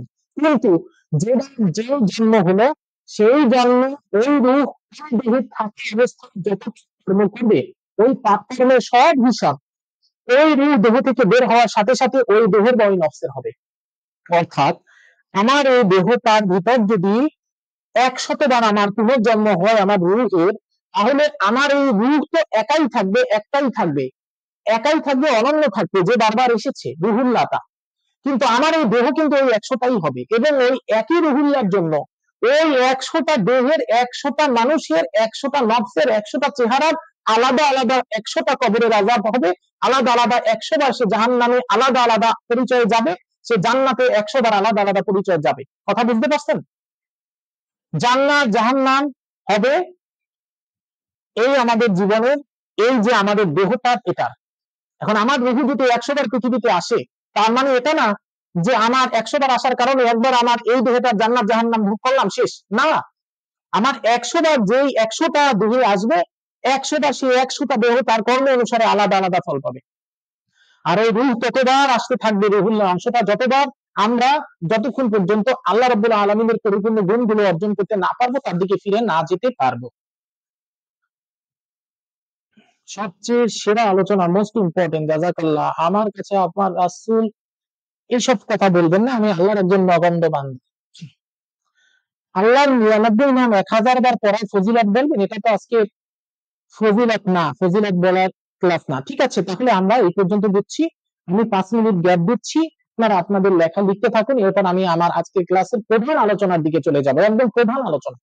ঠিক আছে, 300 পেজের প্রধান আলোচনা 2 ঘন্টার ভিতর শেষ করে দেবো ইনশাল্লাহ। আপনারা লিখতে থাকুন, কেউ লিড নেবেন না। যারা লিড নেবেন তারা কিন্তু কপাল পোড়া, আগেই বললাম, তারা কপাল পোড়া, কারণ এই ক্লাস পাওয়ার আর কোনো সম্ভাবনা নেই। লিড নেবেন না, খবরদার। 5 মিনিট পর আমি আসতেছি ইনশাআল্লাহ তাআলা। না, দেহটা জান্নাত জাহান্নাম না। কিছু কিছু তরিকা এই ধরনের ব্যাখ্যা করে থাকে যে দেহ জান্নাত জাহান্নাম, ভুল। দেহটা জান্নাত জাহান্নাম না। সবকিছু দুইটা ভিন্ন জিনিস আছে, একটা মৌলিক, একটা মৌলিক আর একটা ভৌতিক। ভৌতিক যেটা, সেটা হচ্ছে জান্নাত জাহান্নাম আলাদা। মৌলিক যেটা, সেটা দেহ আপনি বলতে পারেন। এই বিশ্ব জগতের প্রত্যেকটা জিনিসের দুইটা ভাগ আছে, একটা মৌলিক একটা ভৌতিক। যেভাবে আল্লাহ রাব্বুল আলামিনের দুইটা ভাগ আছে, একটা মৌলিক একটা ভৌতিক। ভৌতিক রূপে আল্লাহ আরশের উপর বিরাজমান, সবকিছু তার হাতের উপর নিয়ে। আর মৌলিক রূপে প্রত্যেক মুমিন ব্যক্তির অন্তরে রুহুল্লাহ হিসেবে বিরাজমান। বুঝতে পারছেন? দেহটি জান্নাত জাহান্নাম, কিন্তু মৌলিক রূপে, ভৌতিক রূপে না। ভৌতিক রূপে 7 আসমান 7 জনের বিরাজমান, 500 বছরের দূরত্বে, এক আসমান থেকে আর এক আসমানে। আর মৌলিক রূপে ওই 7 আসমান মানুষের দেহে রুহের ভিতরও আছে। ভৌতিক রূপে সিদরাতুল মুনতাহা সাত আসমানের উপর আছে, আবার মৌলিক রূপে ওই সিদরাতুল মুনতাহাই মানুষের দেহের রুহের সাত আসমানের ভিতর আছে। কথা বুঝতে পারছেন? তো আপনারা আপনাদের প্রশ্ন লিখতে থাকুন, আমি 5 মিনিট গ্যাপ নিয়ে ইনশাআল্লাহ আমি শুরু করছি। কেউ লিভ দিবেন না, লিভ নিলে সে কল করা। আসসালামু আলাইকুম।